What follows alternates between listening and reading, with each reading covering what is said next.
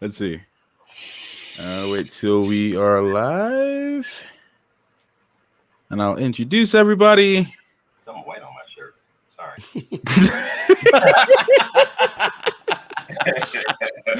Oh my god. Oh, hello, everyone. Welcome to the channel. Welcome to Matthew B. Haynes. If you are new, today we are going to be talking about Loki. We're going to be talking about season 1, and we're also going to be talking about the finale, episode 6. Very crazy episode. Very game-changing episode. Mind-blowing episode, and I have some amazing people here with me today. We did a previous stream on the channel a couple weeks ago, and we've been I think we did it for pretty much every episode for the most part. I think recapping each episode and kind of deep diving it and sharing some of our opinions. And before we get into this, I would ask the comment section if you guys can please leave any questions, comments for us to answer and show up on the screen as we go through the stream. So I'm going to introduce everybody. We are going to start with the first person to my right, and that is Ramon. Hi everyone, hope you're doing well.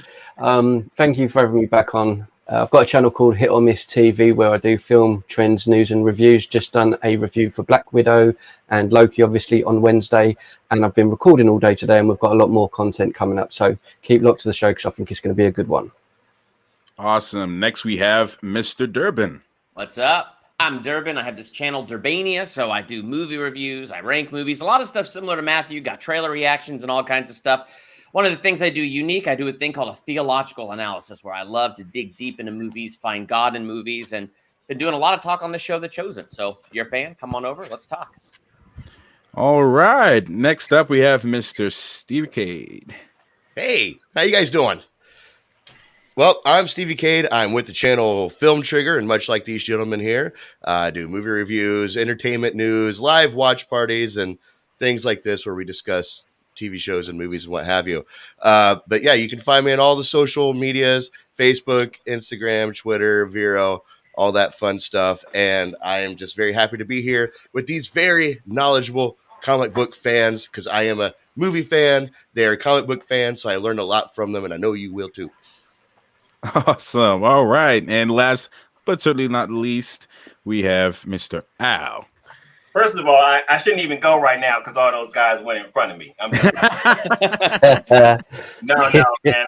I'm super excited to be here. You know, it's always a lot of fun with you guys, and I'm just looking forward to getting into the show. Dark Side Reviews is a channel on YouTube, very similar to what these guys do. We cover movie news, entertainment, and all that kind of good stuff. So, man, this episode was just like crazy, man. I mean, like really crazy. So I'm really looking forward to getting into it and hearing the different thoughts and perspectives, and from folks in the community as well. So thanks for having me, man. All right. Here we go. Here's everyone on the screen. Yeah. This will be spoilers in this. So if you guys have not seen the episode, I kindly ask you and really hope that you go and watch the episode. You can always come back and watch this live stream. It will be up. Hopefully I can do some time codes and stuff later on, depending on the subjects we talk about tonight. So definitely watch the episode first before you come here. This will contain spoilers. You have been warned. So yeah, with that said, who wants to start? Go for it. Who wants the floor?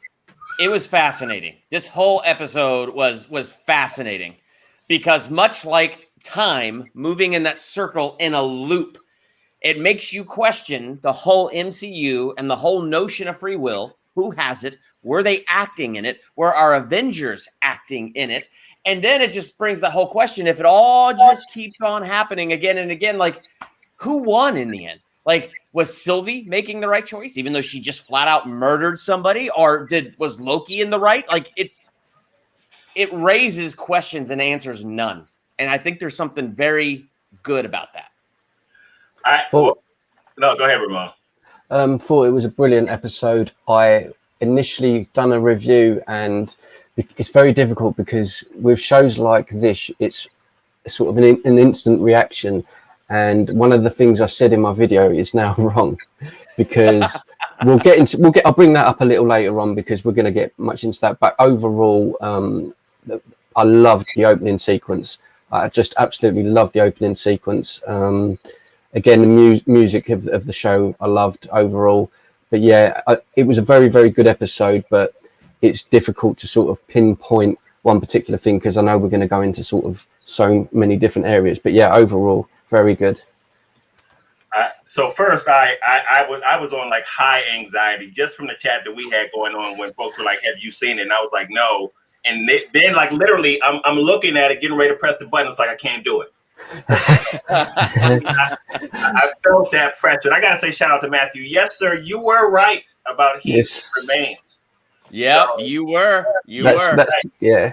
But I really enjoyed the episode. I really enjoyed seeing I always want to call him Jonathan Winters, but that's not who that is. That's Jonathan Majors. Yeah, just seeing him in it. But I thought the whole episode was just amazing, man. And then and like I'm just thinking kind of like what Durbin said, like what are the implications for the rest of the MCU given what we saw in this episode? It was just I'm almost speechless. It was amazing. It was a great episode. Yeah, I'm right there with you, Al. Like the implications that last scene leaves, like Durbin said, it just opens up more questions than it answers. And to be honest, I wasn't quite expecting that. I was hoping to get at least some sort of closure or a hint of the way things would go. No, not at all. Not even a little bit, except the multiverse is open. Besides that, like you, what do you say? How do we figure this out? But I got a few theories on down the road that I'll discuss. So now, were the rest of you guys like me? You were looking for the absolute messiest looking branch and going, "Oh, that's the X-Men franchise." I was actually listening to see if I heard anything in that really cool intro that they did. Yeah. Because they had a whole bunch of sounds and dialogue, and I've been trying to rewind it to see if I can pick something from the X-Men movies to kind of see maybe this is a line. I'm listening for Hugh Jackman's voice. I'm listening for Ian McKellen. I couldn't hear anything, but if someone, I'm pretty sure something might be there. Yeah, do this all day. We definitely got our other Spider-Man there. If Far From Home is not a Spider-Verse movie, I'm going to be really ticked off right now. I mean, come on. Yeah, it is now prime for that. Yeah. See, this when what's his name? He Who Remains, said, the different variants would attack each other, to overcome the other variant. It made me wonder: is the Into This or Far From Home going to be, are the Spider-Men going to be facing off on one another? Like they're gonna start off with a battle against each other because they're fighting. They think each other's an evil version of them or whatever, and then eventually probably come together because it is a Spider-Man movie. But yeah, that's kind of what I got from him describing the different variants fighting each other. What I got from that was when he was talking about the variants, because I was listening back to his story. What I got from that was that he was more or less talking about himself, because through that he mentioned Kang. He also mentioned Mortis, which I believe. Okay, so him saying He Who Remains, and he was like, "Oh, she still calls me that."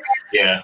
When you go back and look at a picture of Immortus, they have the exact same outfit on, the exact same purple cape with the yellow dot in the middle. So I'm thinking right now that he's kind of like, at least at that point before Sylvie stabbed him, he was under the the identity as Immortus, or at least that was maybe a comic book reference that Marvel wanted to throw in just for the readers to kind of geek out. But when he was telling the story, he was more or less, I think he was just talking about himself, because it all started with him. And the first multiversal war, or if that's the correct word to say, the first multiverse war was started from his variants. Yeah. Because they're all super intelligent. They're all either, some type of physicist or whatever. The whole TemPads and everything was created by this one guy and different versions of him. And it all started with him. So, well, but then you look at the Lokis, and what have they been doing this whole time? Fighting each other. It's a fair point. Yeah, it's a fair point.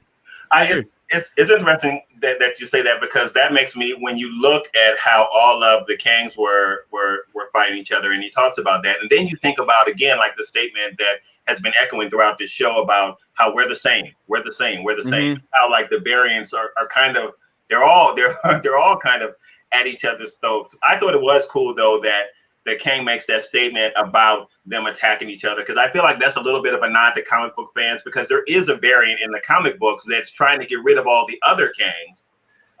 So I thought that was whether they how they play that out in the show, who knows? Because we know the Marvel doesn't always stick to the comic book script. But I thought it was a cool little like nod. So well, we're gonna have to camp out here a little bit because I don't know much about Kang. So last night when I did this, it was just kind of a flat out watch party and raw reaction to it. And half the time I didn't know all that I was even reacting to.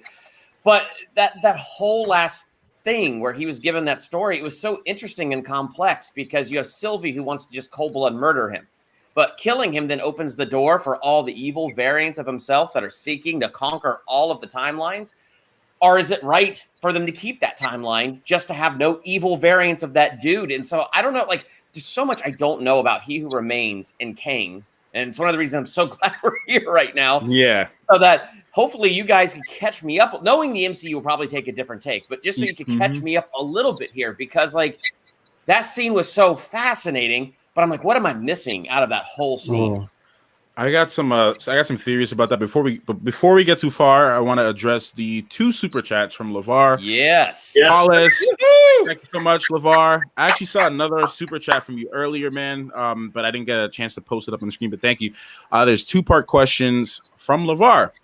Part 1 is why did I don't know if it's a question or just a statement, but I'll read it. Why did I expect dead victims of Elias to crawl out of the ground? Then the castle doors open, smoke's clear. There stands red jacket, zombie face, eyes bulging with glorious purpose. Wow. Oh man. Part 2. Michael Jackson whispering, "Welcome to the Jesus. Welcome to the Neverland." He then shouts, because this is a It would have been funny though. It would have been funny though. It would have been funny. Yo, I like the way you think, LeVar. I like the way you think. Man, that is funny. oh man. Oh boy, now I gotta watch the Thriller video when we get off. See? Yeah, dude, I love that album, but that especially that song for sure. There's a couple of things I definitely have to say. Is one, yeah, Matthew, like Al said, Matthew was right about He Who Remains, which I was unsure because I don't know too much about, again, like some of the others, I don't know too much about He Who Remains. But then when I watched Al's video about your video saying it would be like Loki, like the prime version of Loki, and Sylvie at the top, like the top, I didn't, I watched your video literally straight after watching the episode, so I'd not seen everyone online's sort of opinions and stuff like that, and then I heard that and I was like, how can it be Loki though, because our Loki's already, and then the way when you said it, I was like, damn, that it was actually a great idea that was flowing around with that. And it's, I know they didn't go that direction, but that really was because that, again, that would have been that would have been, yeah, but that would have been a complete, like, and even so, when they opened the door and went in, and Miss Minutes was there, I swore at my TV. Oh my gosh, that made me jump. What did I say though? Didn't I say Miss Minutes was very suspicious? Yes, I said it since day 1, and I had people in my comments. They did not believe me for the life of me. I'm like, there's something more to this hologram clock. Anyways, I still don't think we've seen all there is to that hologram clock. Like we still haven't seen it all. We just got barely enough right there. Yeah, I mean, but when I saw the tie-in, like, I was shocked. I did not expect that. I was with you about maybe something more going on there, but those two, like, with just seeing him, I was like, I didn't expect to see him. It was like the first thing she's like, "Hey y'all," I'm like, "Oh, you son of a chicken!" And son of a chicken. And then he just walks out. Jonathan Majors, because the last thing we actually saw, well, something I saw on Twitter with him a couple of weeks ago was him stepping into, was it Golden Age Comics, something like a very popular comic book store in California. There was a picture of him in there holding a Kang comic book, like he was posing with it as Kang. So I'm like, okay, cool. So maybe he's like, studying, getting ready for Kang. Maybe we'll see him in Quantumania.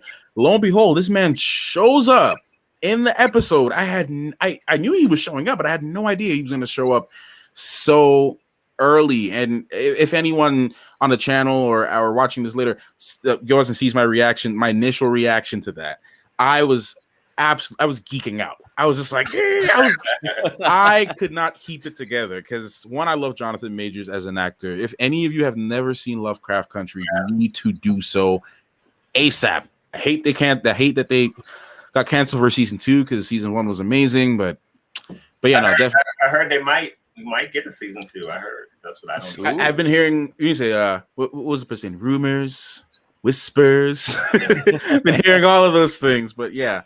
No, he was a pleasant surprise, and I got more stuff to say about He Who Remains, but that was a good spanner in the works though, because I kind of, after watching Al's video, I was kind of thinking, you know what, they're going to go this way with Loki, because like they're not going to drop in, you know, one of the big bads or, you know, too soon, because it's true what we said last week. It's like we're building this up again over another 10 years or so, so they're not going to sort of drop something in straight away. And it was quite, I was like, huh?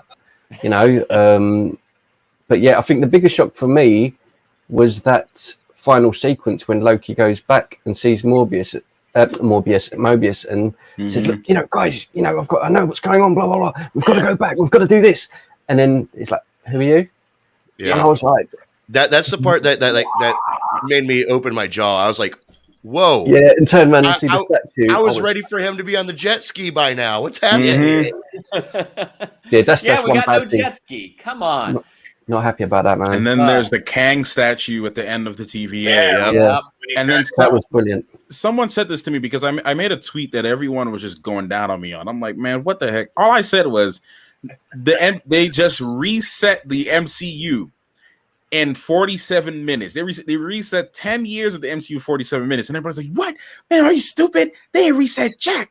And I'm like, wait, but wasn't the TVA reset? Did they not know who Loki was? And then they were like, oh, maybe it's a different version of the TVA. But I'm like, why would they be a different version of the TVA when the initial purpose was the TVA was to manage all of the timelines? And there was only one singular TVA when the first multiverse war happened anyway.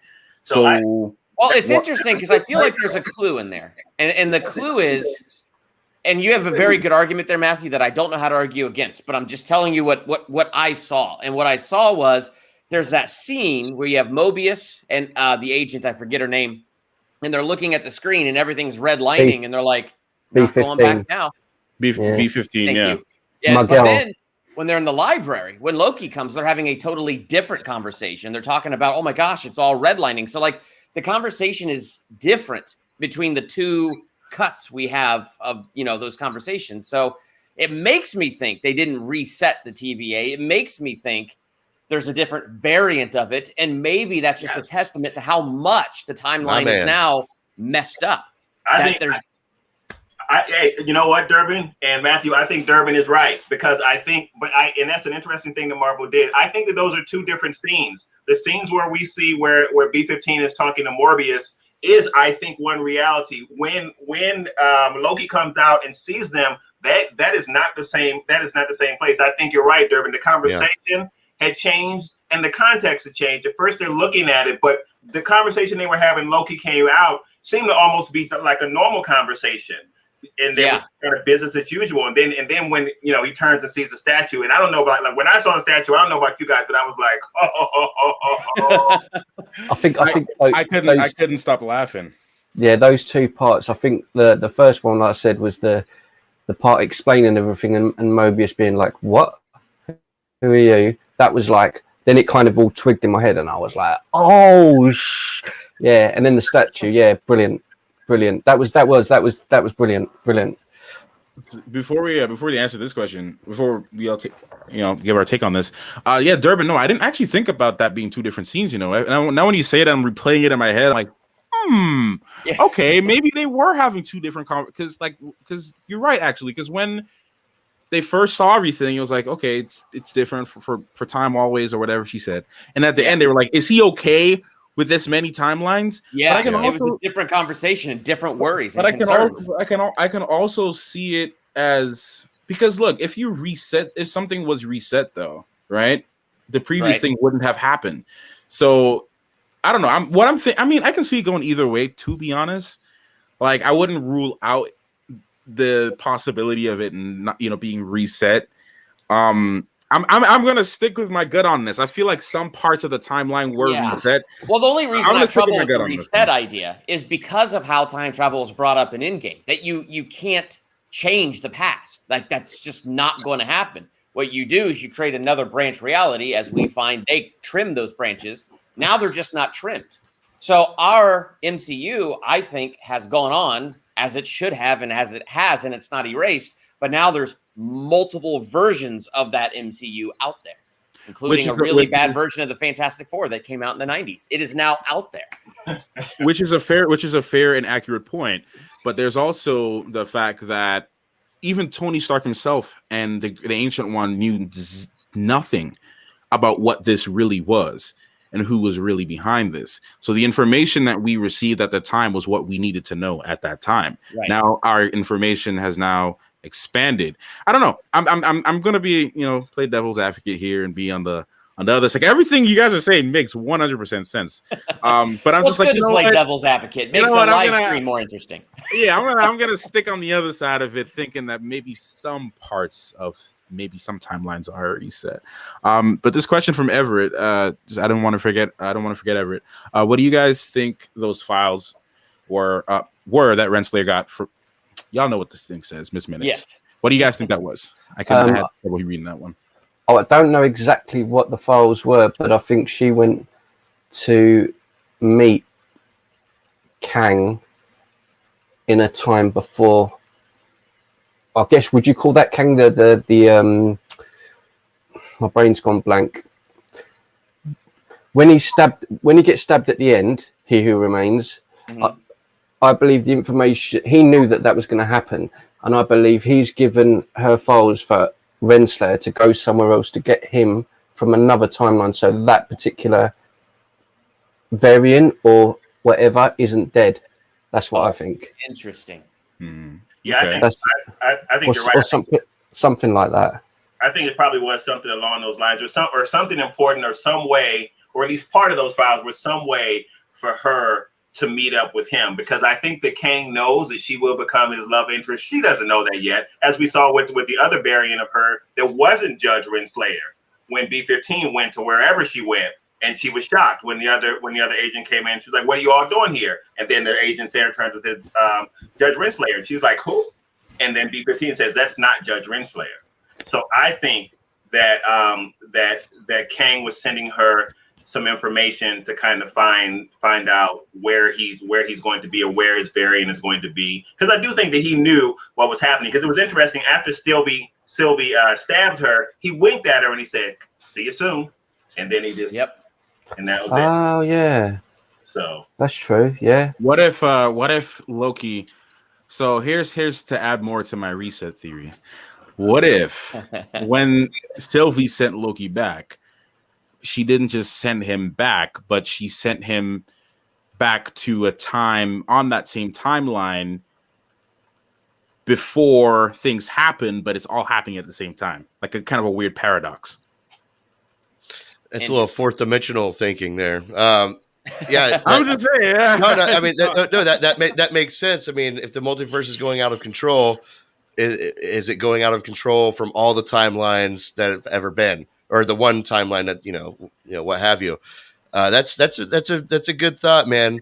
We got Team Durbin and Team Matt here. I don't know who's gonna sell it yet, but I'm teetering. I'm just thinking to a point before they make. Okay, look, if y'all read Crisis on Infinite Earths and stuff, and watch that stuff, they kind of tackled some of this weird paradox stuff in an interesting way. I don't know if Marvel's gonna do it this way, but just a thought. Just to throw it out there, they go back in time to a point where neither of them met Loki, right? Mm-hmm. So they don't know who he is.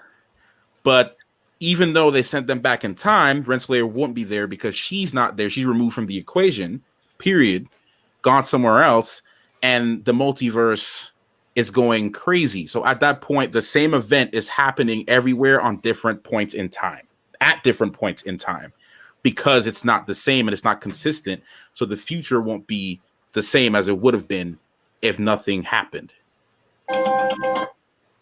There you go. That music was perfect. There you go. Yeah. That's what I'm thinking. It's a little crazy, but Yeah. Well, it's just hard because like I'm trying to wrap my head around all of that because one of the big things that this also does is you cross the threshold in this episode. Like literally, Kang or He Who Remains crossed that threshold where suddenly he didn't know what was going to happen. And he picks up whatever he picks up and he drops it on the desk. Like he's amazed by it because he didn't know he was going to do it. So he passed that threshold. And so not only do you have this question of is time reset or is it just that big circle that's outside because it's one big circle with dozens of branches. So is that one big circle our main MCU? So all of our movies are untouched. There's just all of those branches shooting off in all of these directions. So you have that whole thing. But then it's like, well, did Kang write Iron Man's destiny? Did Iron Man make the choice to sacrifice himself or was that written? there's an addition to this one too. I'll go back to LeVar's comment.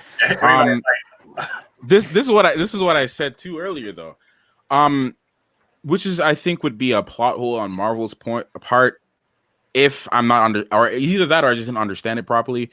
But from what I understand and what was explained in the early part of the season was that there was already a multiversal war. The multiverse already existed at one point, and there was only one TVA.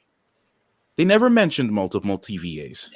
The only thing that So why is there now two TVAs when there wasn't anyone before, though? That's what I'm thinking about. I don't know. There is one of. It's that castle at the end of time with Kang. But there's not even one Kang. That's just the one Kang that is sitting there trying to organize all of the different timelines and make sure it's the one sacred timeline. If there's one Kang. Sorry, Durbin. Yeah, go ahead. But the TVA, all they do is fed lies. Kang only lies to them. They don't know the whole truth of anything. So they might think they're sitting pretty in some space where they're untouched by all this multiverse and they're outside of it all. But the truth is, they even said time passes differently here. They're in some flow of time, so they're in some flow of timeline. So it's entirely possible that now that we have all these branch realities, there's multiple TVAs in all of those realities believing the same lies. Well, there's also another, and I'll let you go, Stevie. I'll let other people go, but yeah, go ahead. No. Please, by all means, go for it, buddy. Just one last thing I'll say to that, and because I ramble. That's I ramble a lot. I'm trying to control that, guys.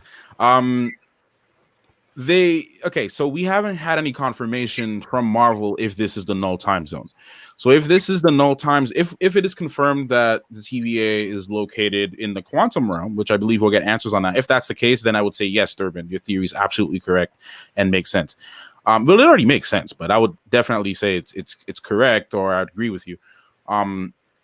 But we haven't gotten any confirmation if it is the null time zone or not. So if it is the null time zone, then it exists in a place beyond space and time. So why would that affect the TVA and create multiple ones? I want to get really meta here and click on Dan McDonald's comment.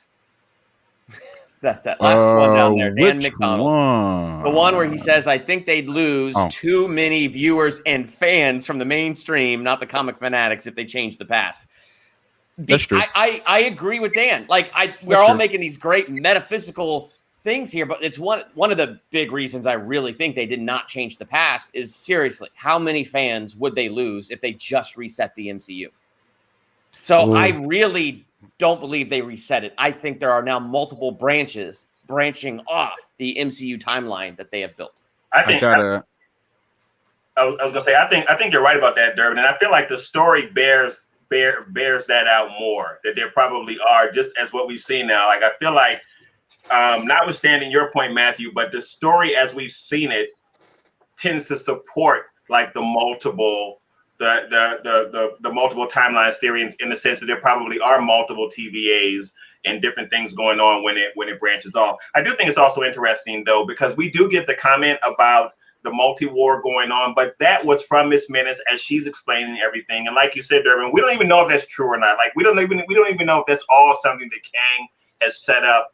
But did it really happen that way? But we do know that there was an issue between the Kangs earlier on, because Kang says that they were fighting over who was going to be dominant. So we do know that some event, and maybe that is the event that was the multi the multi-reality war, because there was something that was going on between the Kangs. He but said there that always seems to be that multi-reality war. It seems everything keeps building to the same thing. So to quote Battlestar Galactica, all of this has happened before and it will happen again. And so it really does beg that question of free will. And is it really Kang that's controlling free? Like, it's just, my mind is blown when I'm thinking of this episode. So this is what I was going to say like 5 minutes ago. It's happened before and it's all happened again. I know dude said that, I don't know what's going to happen now. Anything could happen, and then they kill him and the multiverse spreads out. But what if this is supposed to happen? Like, this was his plan to happen exactly the way it's happening. Because, and now I might be diving a little too deep into my thinking of this. There's a little aesthetic that I noticed about the castle. And the castle has these, looks like gold lightning, where, shooting through it and all this stuff. And what that looks like is, cracks that have been filled. Because if you look at ancient pottery, people would fill ancient pottery with gold, like where it would crack, and that's how they would fix their bowls and their cups and things. So that made me wonder, how many times has this happened to this castle before? Yeah. And is this a way to not only is this a way to, it's supposed to happen because it's a little reminder to the TVA and to those in the know that, like, hey, this is what's going to happen if you get out of control, and you have to remind them of that every now and again, or something along those lines. Just a thought that I noticed, or something that I noticed. Yeah. So that's a good observation. That's bonkers and brilliant. Yeah, I love how Steve prefaces that with, I hope I'm not thinking too deeply into this, whereas this episode is so freaking deep. Are we even going deep enough? Well, you guys are talking about all this, the deep multiverse stuff, and I'm like, yeah, but did you notice the crack on the wall? Yes. So I'm just. So if this is a cycle, right? So this is something that's happened time and time and again. So Kang's at the top of the food chain there. He Who Remains, right? So he's gone through this various times. So then what he knew is, because this has happened before, Loki's got to this position before and got to him before, Sylvia's killed him before. So this is just another example of trying to do it. So what happened is, he told Miss Minutes to go back and change things, which is why when Loki went back in time, that's why the timekeepers went there and Kang was in place, because he's reset everything and he's going to try and do it all again, but a different way. And that's why they didn't know who Loki was, because they wiped out. By the time Loki went back to this position in time, the whole situation with all the Lokis hadn't even happened, because Kang was in charge in that time and he stopped it from happening.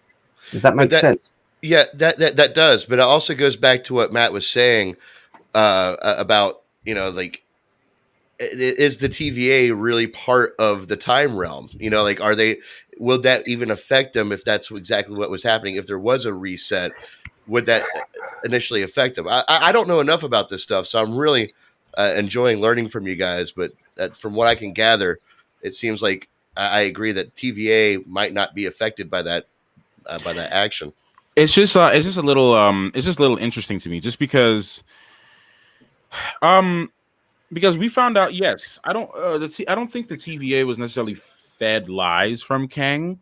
Well, yes, actually. Yes, they were fed a very big one singular lie, which was that the timekeepers were in control of everything.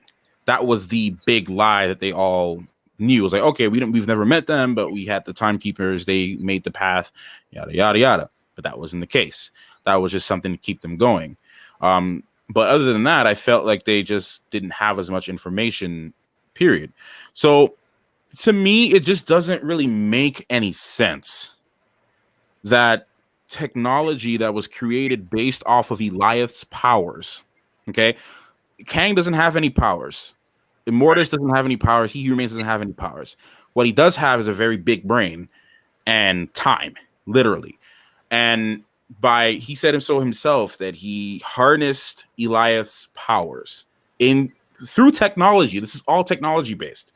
Through technology, it just doesn't make any sense to me that that specific technology, especially if there's multiple TVAs, then there has to be multiple Eliaths, and that doesn't make any sense, because Eliath, His whole purpose was to be able to manipulate time, change things, create and manipulate the multiverse and yada yada yada. That's Eliath is this big, grand figure.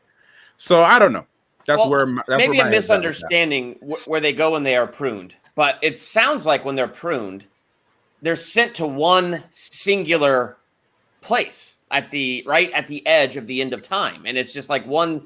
So Eliath could be there and contained by technology in that one singular place. So yeah. Well, the reason I mentioned that Eliath is because LeVar, I promise I will get to all the super chats, guys. Thank you so much for the super chats. We have 67 people in the chat. You guys are amazing. Thank you for being here, and thank you for the super chats. I will get to them. Thank you. I really do appreciate that, man.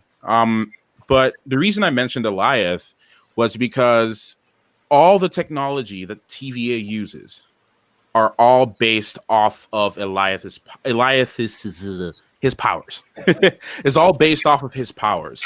The main de facto tempad that He Who Remains was using, I'm thinking about that as the master console, and then all the other tempads that everyone else used was imbued with Eliath's powers. So to me, if there's multiple TVAs, there has to be multiple Eliaths, and that doesn't make any sense to me because there is really only one Eliath. Well, it depends on how great is the power of Eliath, right? How great is that power? They got him contained at the edge of end of time, and he can harness that power, which is the power of all of the multiverse. So even if there are multiple TVAs and he's figured out how to harness that power that has that ability, he could send it out there. Well, sending it out and having it randomly multiply from nothing is something that doesn't necessarily really make any sense to me, just because again, Eliath is powerful. It doesn't necessarily mean he has any type of brains. Right? There are powerful animals out here in the world that we are able to manipulate and keep in captivity, and they are a danger to us. Elephants and tigers and lions are a danger to mankind. Just put one versus one. You put a man in front of a lion, the lion's going to win. Yeah, 9 out of 10 times, right? But with nothing. But see, I think of it as Eliath is the root, and then all these timelines are the branches. So they all have their own timelines, their own branches, but they're connected to one root. So. Well, I mean, again, so hard to talk about. What I'm thinking, I don't know. I'm watching the stress on everyone's face right now, trying to figure this out. No, but then you gotta switch back and wait, what?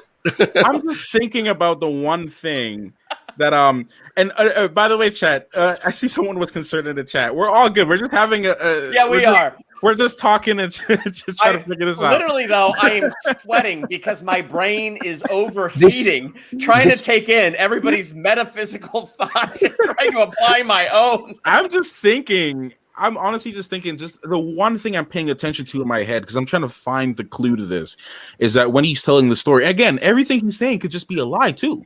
We don't have to believe him. It could all be a lie. But at this point, they called him out for lying once during the show. And that's true. Yeah. And the thing is, it's up to us as the viewers, at least up until we get other things, to believe him or not. I think as of right now, most of us, at least in here, are sort of leaning on the believing side. And the reason I'm mentioning that is because, again, I'm just thinking about the one part of his story where he says, I figured out how to weaponize this being. I figured out how to manipulate and use his gift to save the timeline, to do these things, to stop my variants, right? That he said that. So just thinking the fact, and obviously he created the TVA so that, he's the big boss. He got to have employees. He's not about to do all this himself, right? So in order to do that, and again, this kind of goes in, correlation with my idea of the TVA not existing within space and time. If it exists within the null time zone, which we don't have confirmation on its actual location, but let's say it does, and there's one Eliath, one tempad, or one source of energy that controls and keeps the timelines in check, I don't necessarily see that being created multiple times if it exists outside of space and time. But that's only if it exists outside of space and time. And that's why I bring that up. But yeah. Yep. To answer, I'll just answer these super chats and I'll let you guys ramble on. Kang purposely held his temp out in front of him right before Sylvie and Loki kissed. He knew what she was going to do. I think so. I think so too, and that goes back to the comment of like, was he lying or was he just pretending that he didn't know? And I think Stevie or someone else mentioned earlier that he, or someone in the comments, maybe, I don't know, someone mentioned that he knew he was going to die and he knew Sylvie was going to do this anyway. Yeah. So there is that, and then we have one more from Frozen super chat. All of this could have been avoided if Hulk just walked down the stairs without complaining. Yeah. What is that? All of this could have been avoided if Hulk just. It's a very valid point. Yeah, someone else ramble. Well, going back to what I said, I and it was me that kind of brought that up, Matthew. I'm kind of leaning towards the side that this is supposed to happen. This is not an uncontrolled thing. I mean, I still don't even quite understand, and maybe you guys can help me with this, the purpose of, telling the Lokis, I want you two to run the timeline now, other than just to get them to fight each other. Like, I felt like that was a setup, because I can't really figure out why else that was even brought up. I do have an answer for that, but go ahead. It was mentioned because Loki keeps getting slept on by everyone, and in the previous episode 5, it was mentioned when old man Loki said, or not even old man Loki, when Loki said to Sylvie, "We're more powerful than we think." Okay, so there, I think with that statement alone, they're hinting like, hey man, even though we're Loki and people never really thought much of us, we actually can do a lot more and pose a major threat, not only to our worlds and to our homes, but to the entire multiverse because of the way we are and the way our lust for power and control and being everywhere and having everything. I don't think those things will ever truly change within a Loki. And if that's the case, obviously, like, you can't, I would say a Loki is more dangerous than a Thanos. And the reason I would say that is because Thanos had a very specific goal. Thanos wanted to unify somewhat and balance out the universe. And once that was done, he went farming space papayas, right?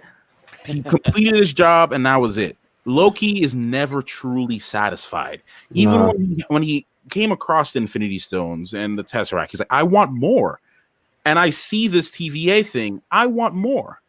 I need this. And that's why I think he would make the offer to them. But yeah. But they were being baited throughout their entire time at the castle. Everything. Yeah. You want the stones, you can have it. You want a lifelong long memory of great memories, you can have it. They kept baiting them like with these wish lists, and I don't know. To me, it's like he's revving them up. Like this is all part of a funnel to get that conclusion of, yes, she's going to kill me and it's going to create the multiverse because I want this to happen. I think it was that too. Yeah, absolutely. I think it was actually two different options here. I think the first one, I think this minute came, it's almost like us when we try to correct a problem. We say, okay, listen, it can happen this way. You can choose point A and get what you want, or you can choose point B. In the end, he probably knows, the end result will probably be what he wants. But I think he tried to put the easiest path of least resistance before them at first to see if they would bite. And then after that, it was like, or option B is you can kill me. And as far as I'm concerned, I'm going to be right back here anyway. But the problem with taking option B as opposed to option A is you're going to have to deal with all the variants of me now. It's almost like, which one do you want? So I think that's what I think. I think Miss Minutes waved that carrot in front of them at first to see, like, okay, let's see if they bite for this. And if they bite, it's cool. It's all good. We'll just give them what they want, back to normal. And since they didn't bite, it was option B. And it was like, okay, you guys can have this. It's almost like you hate to I'm gonna give this example. Sorry, folks, that I don't mean to get like super religious here, but you think about like there's a biblical story when Israel's asking for a king, and God was like, no, I'll be your king, and then the people were like, well, we want a king. Then he gives them a king, and he says, okay, but since I gave you this king, all the stuff that comes after this, you need to be ready for. And he gave them what they wanted, but they also got the whirlwind, so to speak, that came after that. And I think it's that type of setup that Kang was doing. Sorry, I didn't mean to get all biblical and religious on folks, but it was. Don't apologize for that. That was a very good point. Thing. Don't apologize for that, man. It's a good story, good point. It actually relates to your point. So yeah, you don't gotta apologize for that, Al. Yeah, for people funny about stuff like that. I know. Nah, man, be you, man. If somebody has the confidence to and the right to completely oppose your beliefs, you have the right to have your beliefs. So it's okay, man. You were using it to prove your point. Yeah, so that's what I think.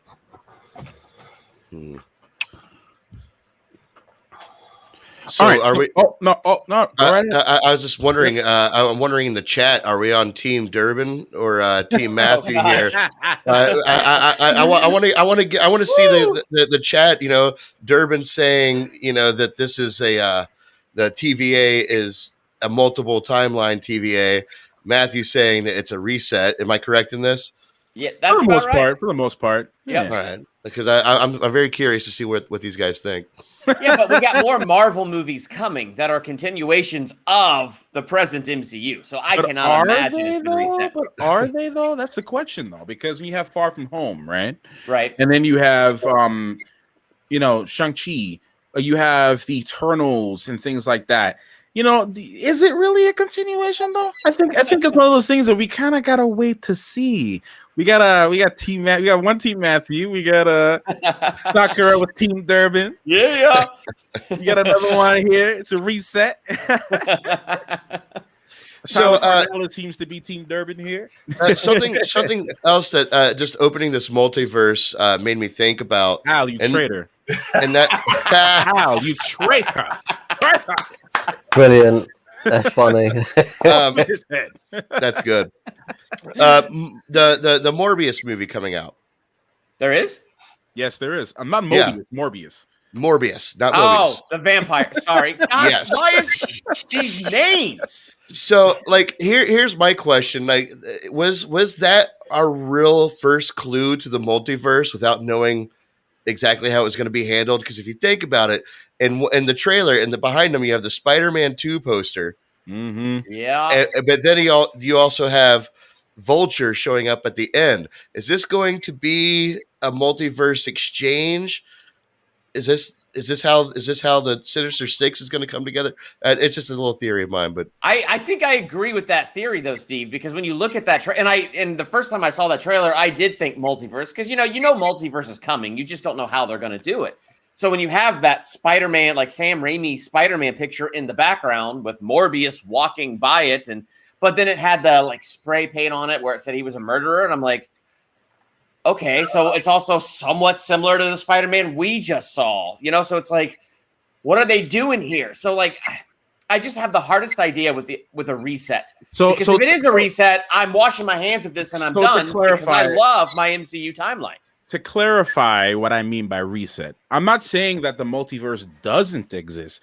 I'm saying that certain parts or maybe certain parts in the timeline were reset or certain events were reset. Not necessarily the entire thing, and that no, there's no multiverse. Of course, it's a multiverse. We saw the evidence. It's all over the place. It looks like the inside of a brain. It looks like neurons flying all over the place. Or how about just the TVA being reset? Like when a multiverse thing happens, the TVA just automatically gets reset. Again, Kevin here. Kevin, that's what I'm trying to say, Kevin. It's like we don't know for sure yet where the TVA is located. If the TVA is located, again, though, even if the TVA is located in the quantum realm, even by definition in the MCU exists beyond a space of beyond a place beyond time and space as well. So the null time zone and the quantum realm both exist outside of space and time, so they will be completely unaffected by a multiverse. Why do you think Endgame didn't affect Ant-Man at Yeah. all. But he who remains seems to have this controlling ability over the TVA. I mean, they're all if it's true and they're all variants, then their mind has been erased once before. So there has to be this like reset button within the TVA. That's what I'm thinking. Yeah. And Okay. that's So what I'm now I'm leaning towards team Matthew. Okay. Well, okay, hold on. Let's redefine what are we resetting here? If you're resetting the TVA, fine. If you're resetting the MCU, no. But I think there's evidence that the TVA isn't being reset because of those two completely different scenes. The one scene where you have B-15 and Mobius and they're looking at the screen and they're kind of nervous, but they're happy about it. Then you go to that other scene where they're in the library, different conversation, different tone, different feelings about it. Is he really going to approve of this? So maybe it got reset in that moment, but I don't think so. I think it was a clue that there are now multiple branches and there's TVAs in those multiple branches, but we do not have it confirmed where the TVA sits. So who's lying? Is it Kang lying? Is the TVA lying? Is Marvel lying to us? It's we Kevin don't know. Feige, man. It's Kevin Feige lying. Is Kevin Feige lying? We haven't been given the information we need. All we're going off of is the word of a liar. That is very true, and that's what I'm trying to say. Like that's why I'm making the statement. I am not saying my statement with 100% confidence. I'm saying that my statement will be valid if one thing remains the same, which is, and I guess you say the same thing about my statement, right? I guess the same thing about mine. Yeah. I have no confidence in anything.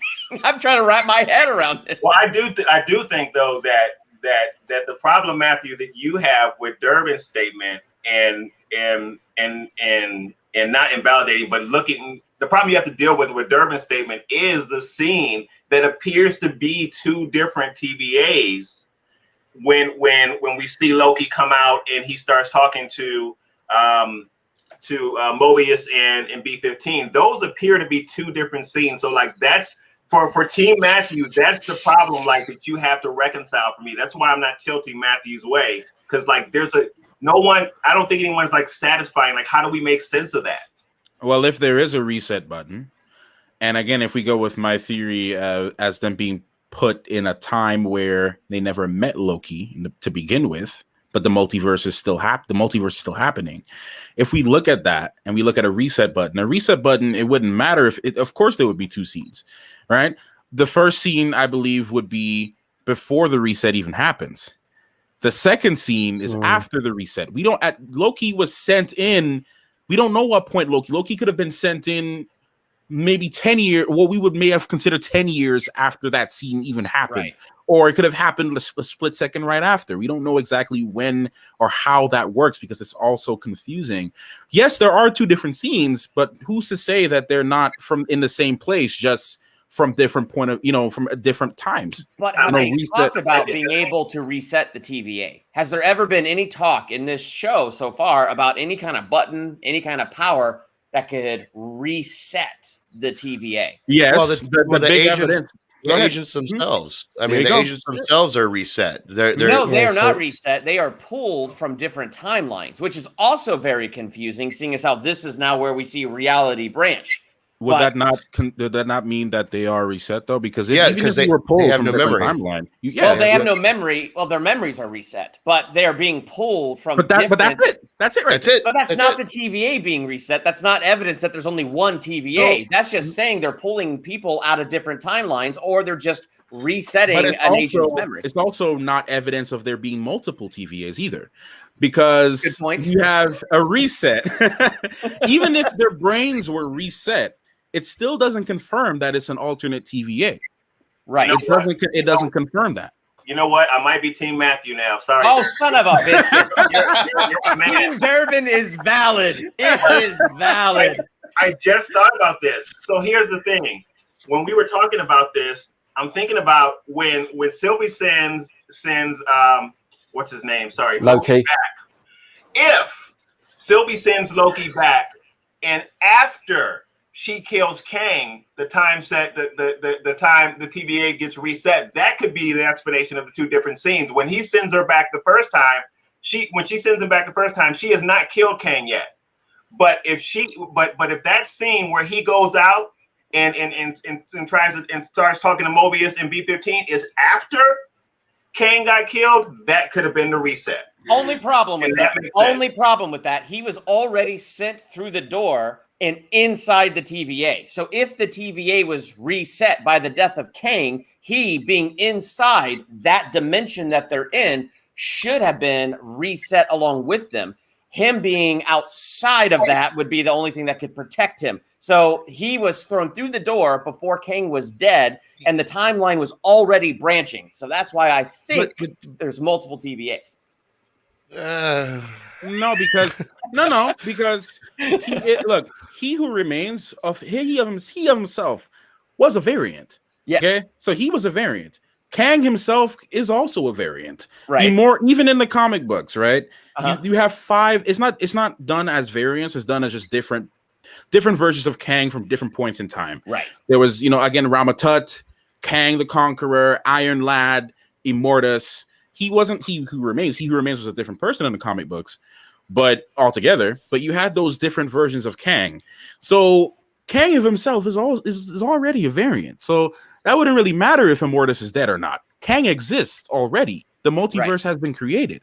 And again, since they said time works differently here, it doesn't, again, that doesn't matter. Any conversation about actual time, we can't really have that when it comes to the TVA, because we don't have much information to even know how time works in the TVA.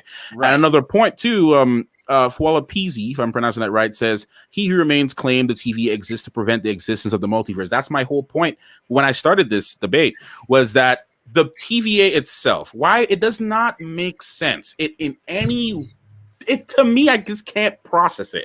All right, there's a couple of numbers in this fraction, in this formula. I'm not putting it together right, because you have one TVA, and again, that's just assuming everything Kang or He Who Remains says is true, assuming that what he's saying is true.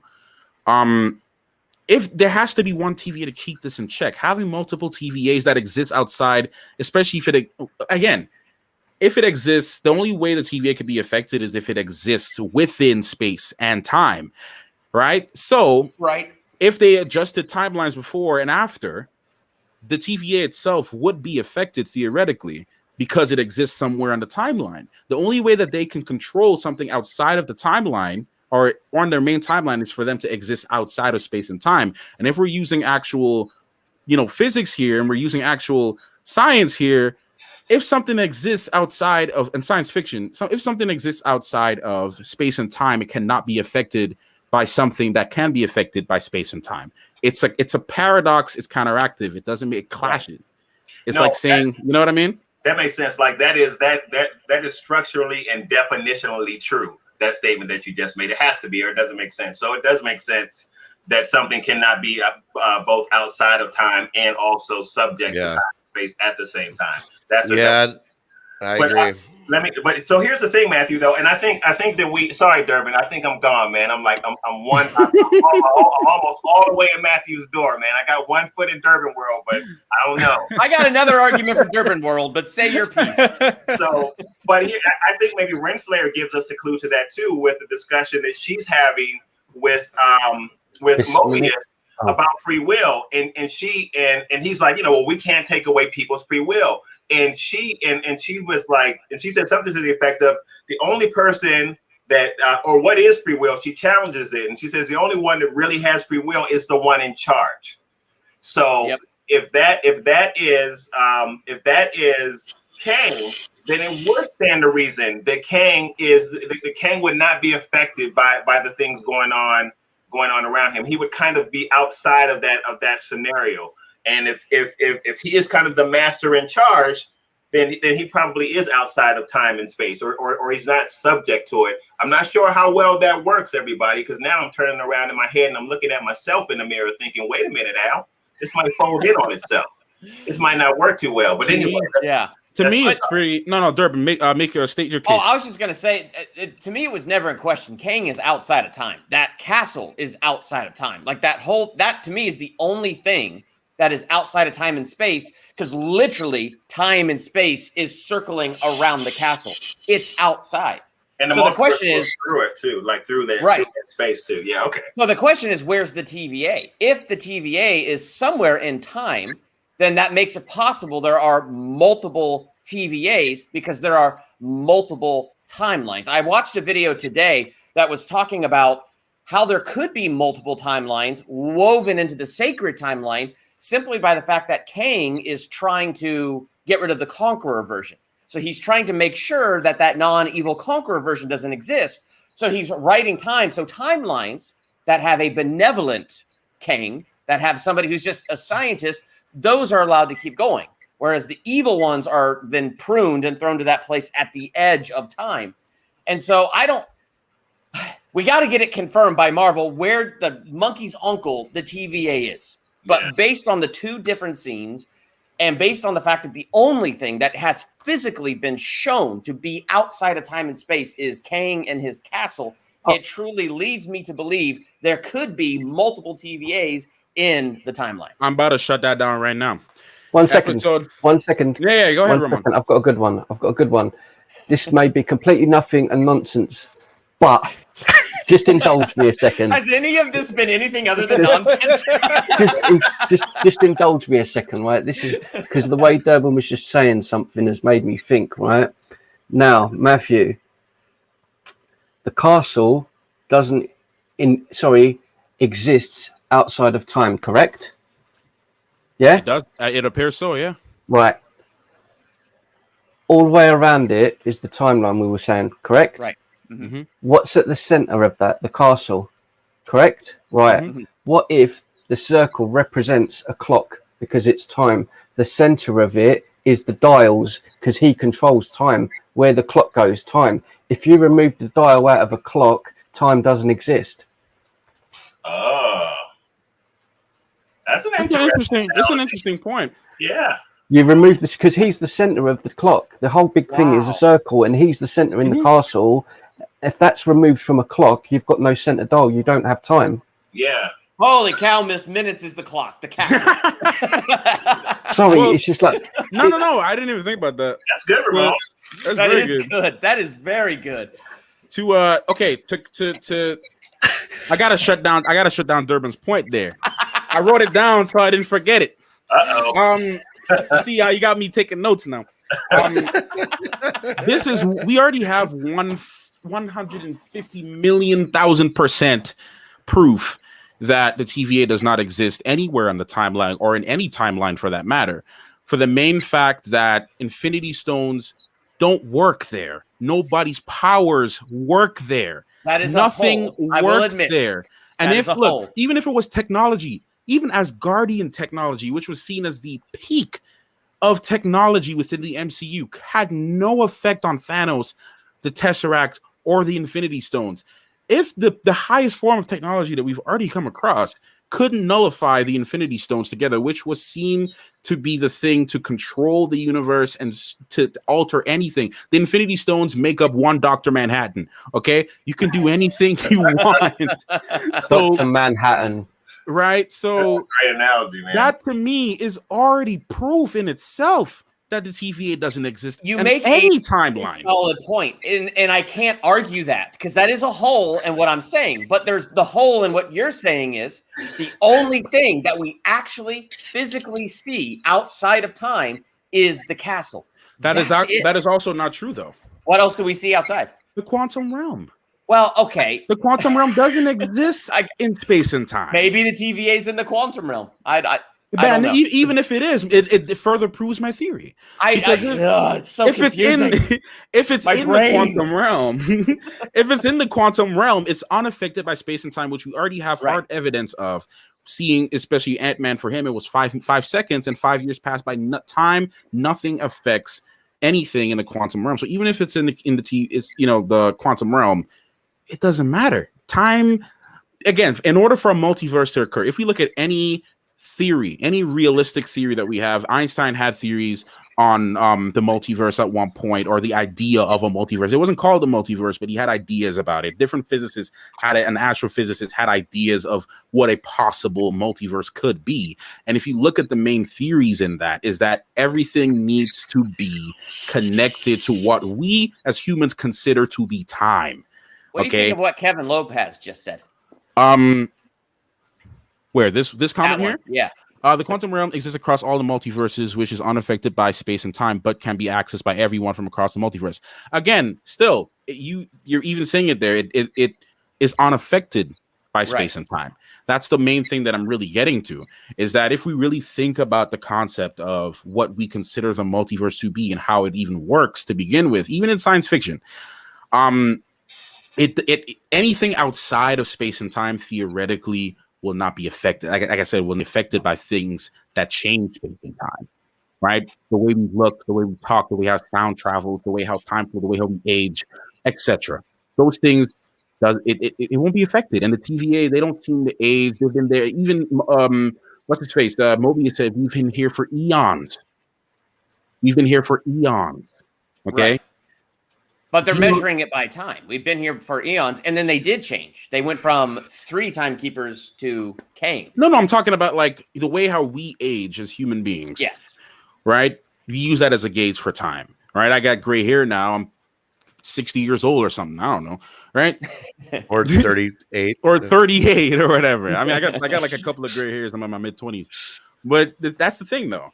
They don't age. They don't have these, things that affect everyone else that exists within space and time. Even Thanos is affected by age, even if it's slower. Even Asgardians have an age, right? Odin got old. He wasn't old his whole life, even though he has an extended lifespan, right? He still got old. So it doesn't that eons. That's older than Odin. It's true. But you even have Kang sitting outside of space and time saying, "I'm old and I'm tired and I'm older than I look." So even You can't. But the problem, sorry, you guys, gives away anyone? Oh yeah, I would love one. Thank you very much. But it's hard. So you have to be careful when you're trying to talk about this and make sense of it, and you're evaluating language that's using time as context, because that has to be done, or else we really can't have a conversation. We have to talk about things in time and space to make sense of it. So when you hear Kang say something like, "I'm really old," you have to be careful about saying, "See." That's the point that time exists within a certain period or a certain point, because it could just be language to explain the dialogue. Yeah, that makes sense. Because on where they exist, that's a good point. That's a very good point, Al. Yeah. I didn't even think about it like that, because like you have something where it's like trying to speak to some celestial being, and they can't explain. They say the reason why we see the way we see things, or a matter of fact, using the biblical explanation. People always say if you were to see God with your own eyes, you could make sense of it. Right. If you were to see a God, Jesus, whoever, or any being that exists with outside of our reality, our brains wouldn't be able to make sense of it. We wouldn't be able to process these things. And we've seen things like this in Doctor Strange, with him going, and that goes more into the spiritual side of things with Doctor Strange. Things he was seeing, he could not make sense of it, right? So that what you're saying, Al, makes 100% sense. He could have been saying that just to find a way to relate to these people who can only function by understanding a certain type of language. Well, yeah. So, I mean, when you're as wise as somebody who's been around for as long as they are, you know how to explain things simply enough because you know it well enough to explain it that way. So that makes sense. So I'm watching you guys right now, and like, I feel like Matthew's got Durbin up against the ropes. He's doing the jabs, he's doing the things. But I also know my boy Durbin.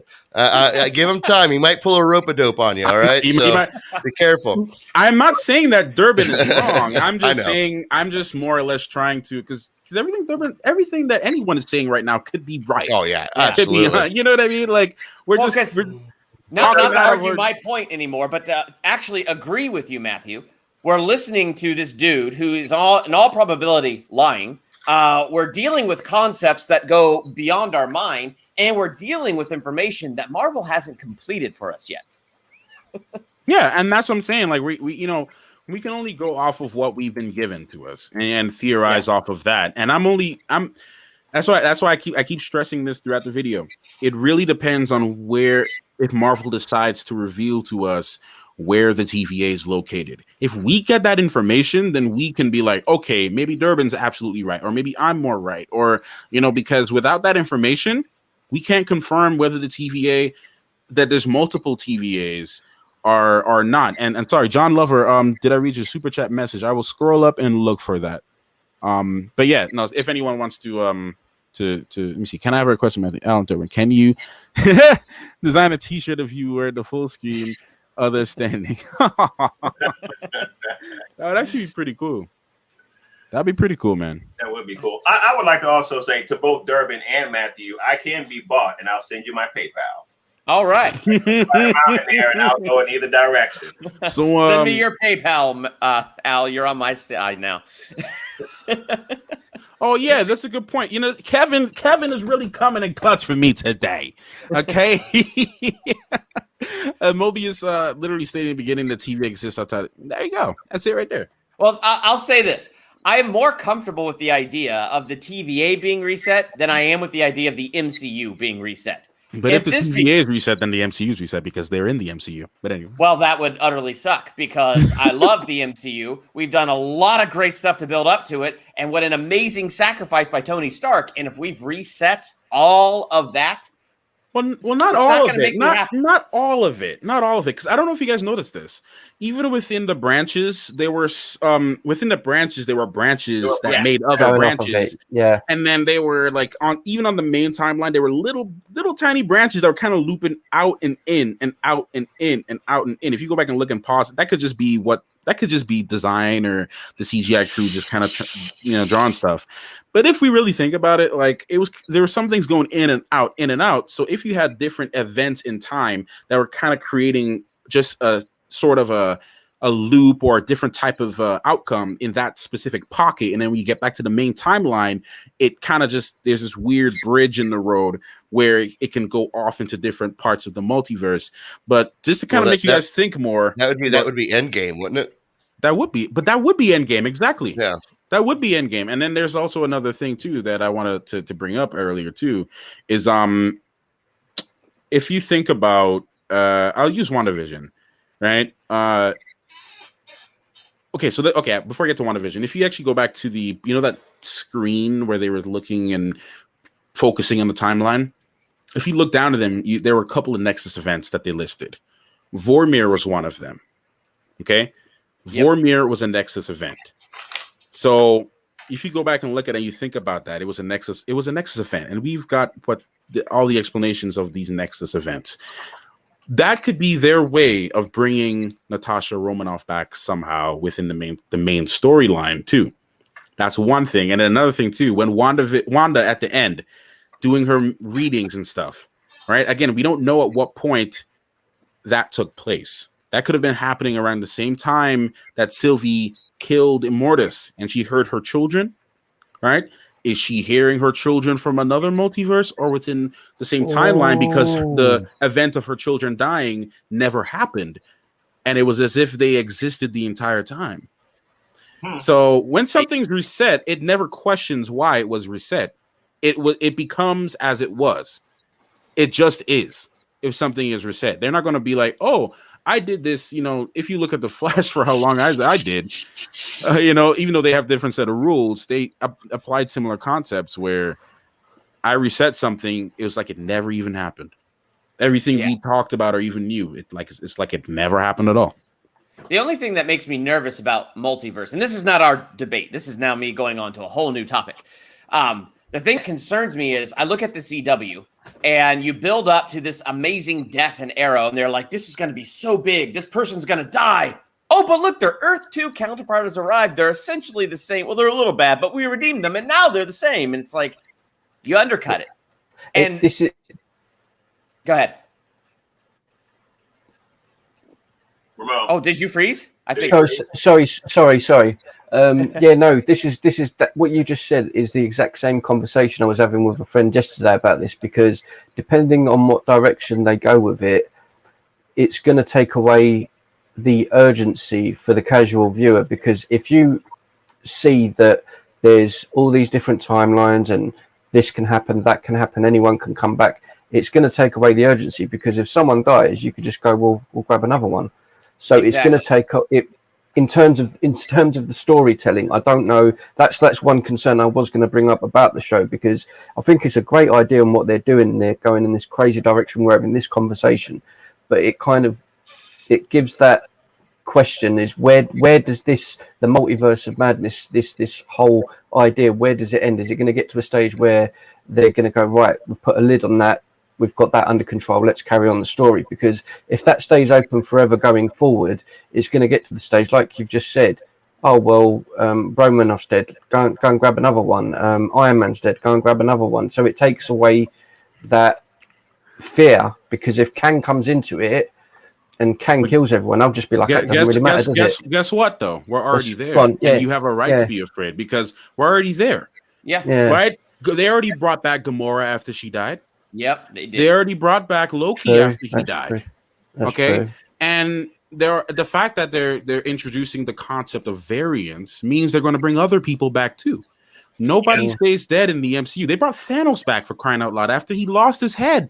They were like, "Oh, Thanos is dead, but not really." I think Here he is. I do think, though, that is a concern, and I think that Marvel needs to be careful about this, because sorry, Vision too. Someone said, I just wanted to add a Vision. They brought Vision back. You could bring him back. That's all right. But the way they brought Vision back was different. They didn't pluck him from another timeline. They took his body, rebuilt it, and whatever. Anyway, I think they're going to flirt with this idea. I mean, obviously, this is what they're doing. They're showing us that this is possible. Everybody can come back, and what have you. But I'm pretty sure that people over at Marvel are going to be smart enough to know that, like, oh, we're not just going to pluck another Tony Stark when we need one.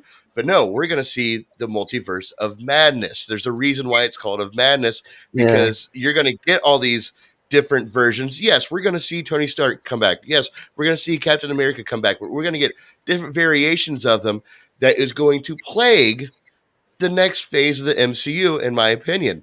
And the next phase is going to figure out how to get back to where we were. These people are going to be gone again, but I don't think it's going to be as simple as it has been with, Tony Stark's dead, so let's just, pick another one from the Tony Stark tree. That's I don't think it's going to be that black and white about it. Like on your live stream last night, Durbin, I said, evil Tony Stark, that yes, they're going to bring different versions of these characters back. Awesome. And it is kind of cheating, but that's what this is. And it's a multiverse. You're not going to avoid that. So I think their entire goal. You're not going to at all. I think their entire goal is going to figure out how to bring it back to where they were before. To that, Stevie, I'm thinking too. While you were talking, I'm like, okay, the only way I can see Marvel doing this in a way where fans will still be happy in the end, regardless, especially the original fans. Because the newer fans are happy and pretty cool with the concept, like just browsing online, people who are now getting into the MCU, who don't have the amount of years, that we have had watching these movies, people who are now getting into it, they're a little okay with the idea of all this craziness. What I'm thinking is that they can maybe another 10 to 12 years of this, or even less, have the multiverse of madness, do all these crazy things, flirt with the idea, bring Hugh Jackman flying through a portal, and then have him going through another portal, and that's the X-Men crossover that we all wanted. Him just flying through one portal, going to the next, and then find a way to end it, because the multiversal war ended before, and they're going to find a way to end it again. And then it's all a big ring. This is all part of it. I'm telling you, this is all part of a plan. Well, I think you have to. I'm sorry, Matthew. No, go ahead. Go ahead, Al. First, I want to address LeVar's comment about Secret Wars. I certainly hope they do the Secret Wars storyline. Now, I'm old, so I hope they do the '84 Secret Wars storyline, because I think that one was best. I think there was another one that came out in 2000 or something. Mm-hmm.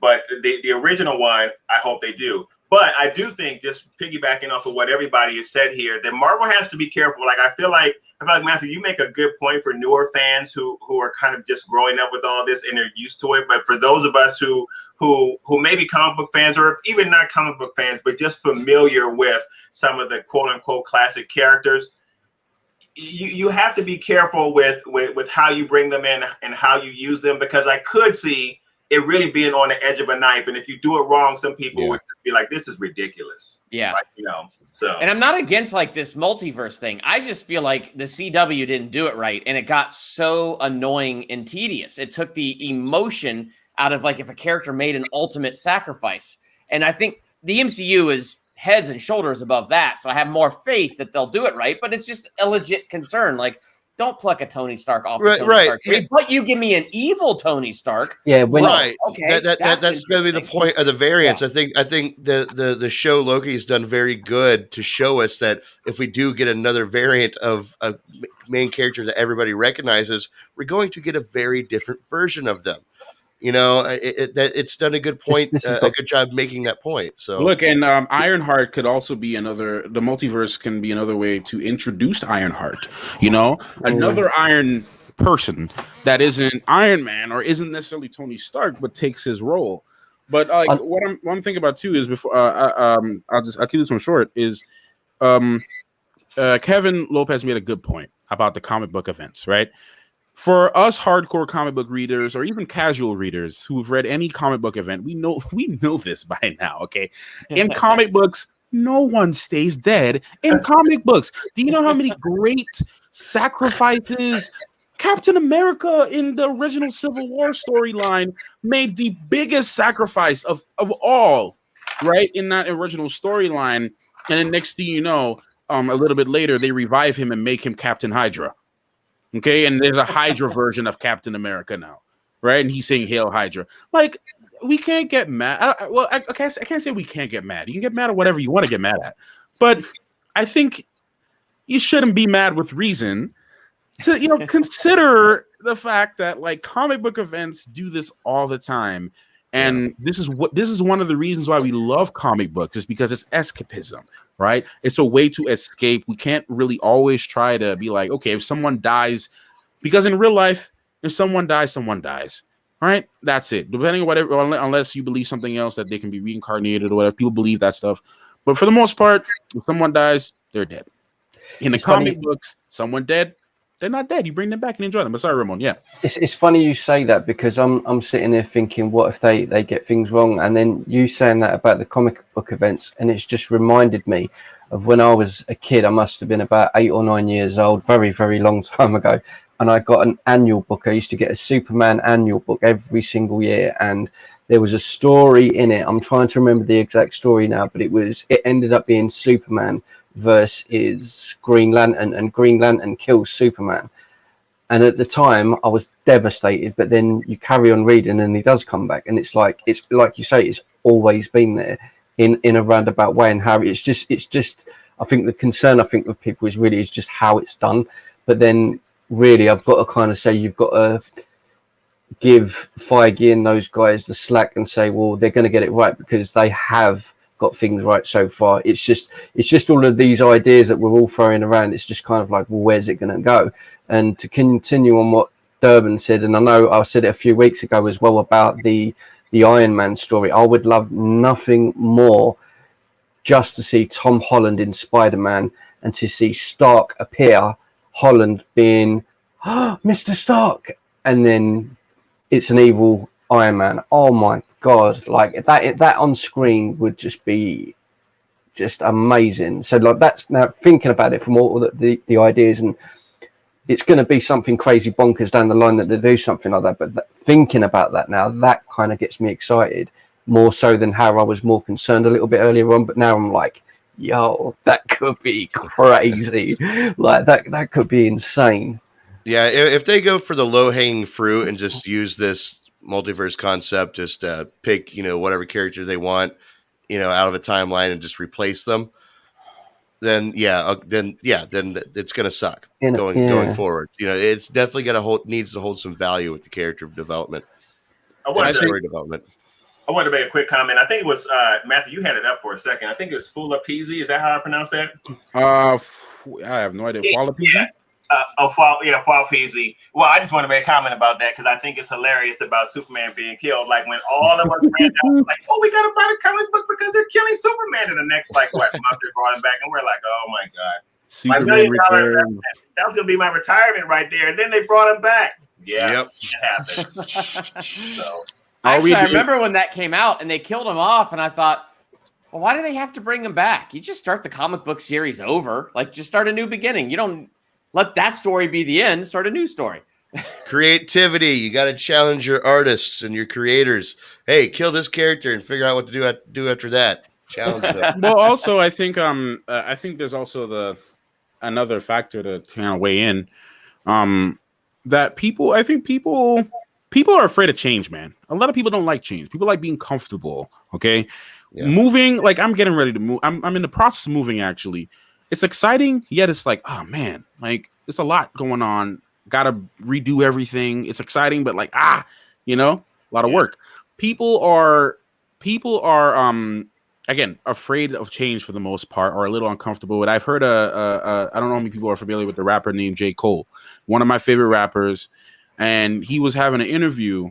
He was just talking about being an old school rapper, coming up, being a rapper that talks about his problems and things that people go through. And one of the things he talked about was his fear of the new generation and the way they make rap music now and the way it's being received. And he said he brushed it off as like, oh, this is nonsense. This is stupid. They're not making any sense. They're not speaking about stuff. Everybody becoming famous in a year and not really valuing their life, yada, yada. But he also said that was just my fear of change, my fear of the industry going in a different direction and a different path that's different, something that's different from mine, the way I grew up. And we've seen this all the time, from movies, the way movies were made to the way they're made now, to the use of not having social media, people going outside, to play with their friends, to staying inside most of the time. All right, change. And then you have a lot of parents and people, even myself now, I'm seeing, a lot of younger people than me do certain things. They move so fast and I'm like, I can't keep up. And I'm like, and it's like scary. Well, that's why people hate remakes of movies. That's kind of that same concept. That movie's still going to exist. The one that you love is still going to exist after the new one's made. So why do you got to debate and like, oh no, don't make this movie? Like, who cares? That it's okay to accept things that when they move forward and if they change and if they suck, don't watch them. It's pretty simple stuff. I think if there's anyone, again, people talking about jumping ship with Marvel, if they do this, picking people from stuff, I don't think anybody's jumping ships. Okay. We've been with them. I keep saying this over and over again. We've been with this company for over a decade. They have made hundreds of millions of dollars, right? As a franchise, as a company, they know. If there's anyone I trust with doing if there's anyone I trust with doing a multiverse story, it's Marvel. I have no concern, no real concern about it. Even if they cherry pick people and do all this stuff, I have no concern about it because they've already cherry picked people. I mean, Gamora was a prime example of that. They completely cherry picked her. Now we have new Gamora, but she's kind of the same. All right. There's two things that you said there about when you're talking about J. Cole, and I didn't say, I should have said at the time. New rap, I'm not going to go into the whole music thing, but I'm just going to say Wu-Tang, because Wu-Tang is the greatest of all time and they always will be for me. But when you were saying about the afraid of change thing, I mentioned it in my video, not in those exact words, but I did say the same sort of thing, what we're going on about, how's it going to go, what way are they going to go? And I did say in my video, which I'm kind of regretting now, because we've had time to talk about it and think about it, I did say I'm not sure if this is going to be too much for people to take on. And I also said at the same time, I respect Marvel because at least they're sort of grabbing it by the horns and going in some crazy direction. So I do respect that. And you've just got to have trust and faith in the process that they're going to do it the right way. And as I say, so far they have done. So, and after what we're saying now and all this stuff that we're talking about, my brain is just like on overload. Like, I've already got like the list of all the things coming out. We've got Hawkeye, we've got Shang-Chi, Eternals, Spider-Man. That's up from now towards the end of this year. So I'm trying to think in my head, how is this going to affect each one of those? Like, Hawkeye's going to have what's her name, sister from Black Widow. So that's going to jump in there. So where's that going to lead to? Then I'm thinking Shang-Chi, where's that going to take place? Is that going to lead into Spider-Man? Is Spider-Man then going to lead into the multiverse? But then what about the Eternals? Where do they come into it? So it's like, it's the more we talk about it, doing these sort of things, it puts my mind kind of at ease, because this isn't really like other films. It's not like we were all laughing the other week about Fast and the Furious, right?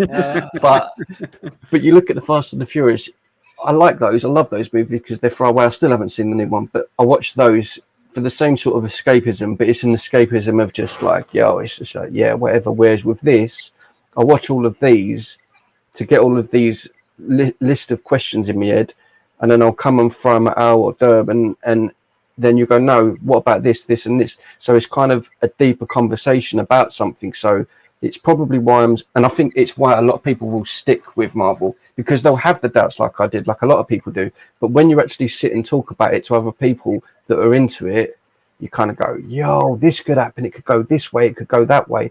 And it kind of puts because it could go anywhere. It could we're in a very unique situation here. And that's because so far in the MCU, we've always wanted to see, okay, let's get a continuation of this story. Let's get a continuation of this story. Let's get a continue. Right now, we have no idea exactly what the story is going to be.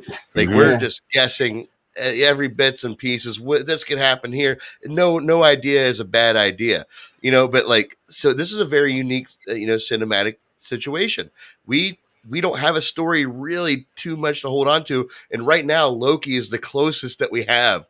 It's the string of a story that we're holding on to try to. Hopefully, it will guide us somewhere, that pays off, and I'm sure it will. Like I trust that it will.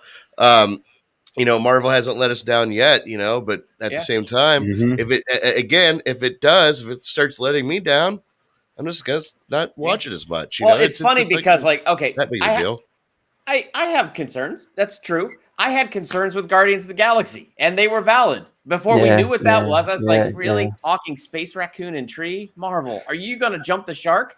To this day, it is my favorite MCU film. Right. So, that part in, I think it's Ragnarok. Was it Thor was on the ship? Thank you, little rabbit. Yes. I'm not a rabbit. And he just keeps calling brilliant.